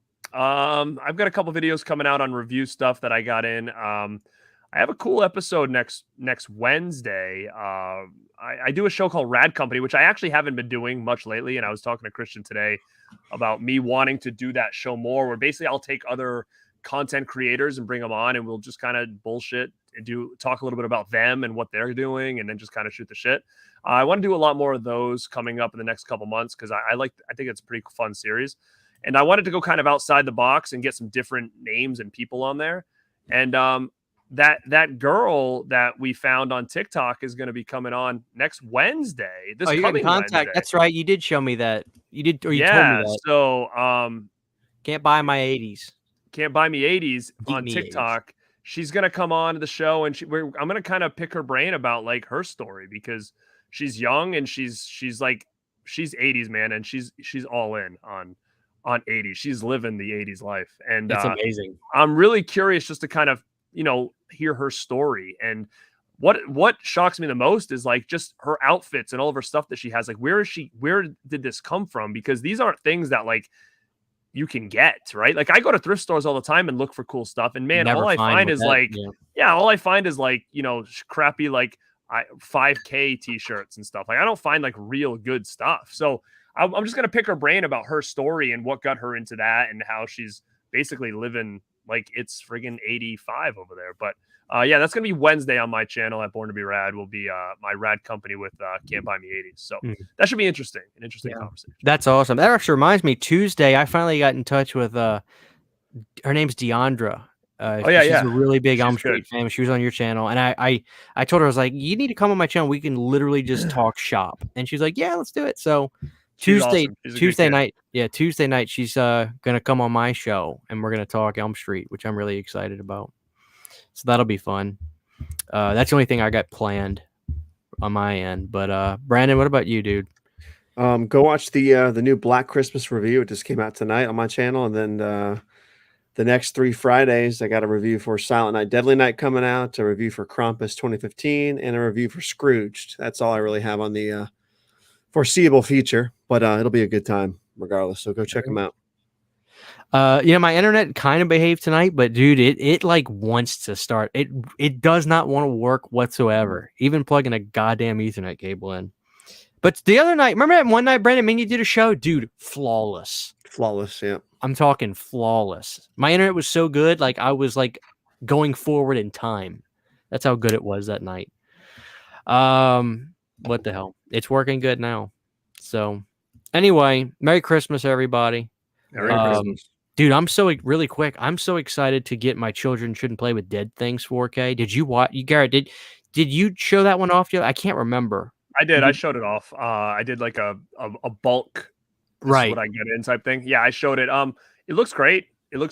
And it's one of those movies that I find it fun. Bob Clark movie, but I've watched it since I was young, because my uncle was always somebody that was really like pushing that movie. Like, he loves it. So I had the DVD, I had the Blu-ray. So I've always watched that thing, but I can see a lot of people not liking it. I mean, I know Mel just got it in and she was all excited. I said, you might hate this, to be honest with you, because it's not what you think it is. I don't think, it's kind of very unique the way it's done. Yeah. But, I know Brandon is a diehard Children Shouldn't Play with Dead Things. I love it. Yeah, I love it. Yeah. So I'm excited for that. And I get my Sasquatch movie, The Creature from Black Lake. That was good, man. I thought I'd never seen it or heard of that movie, and I liked it a lot. It was very 70s. Like, it felt like a horror movie that I would have loved, back in the day. And for some reason, I just never even heard of the thing. I can't wait. It probably should have been here by now, but dude, the mail is so backed up right now. We're still waiting on supplies for the candle company and everything. Like, all of it was supposed to be delivered yesterday, and everything on Amazon and stuff right now. I'm sure the chat's going through the same thing. It's just like delayed. Yeah, delayed. Bad. It's like, oh God. Did you guys pre-order Return of Swamp Thing 4K? No, I didn't. I'm gonna get it, but I never pre-ordered it.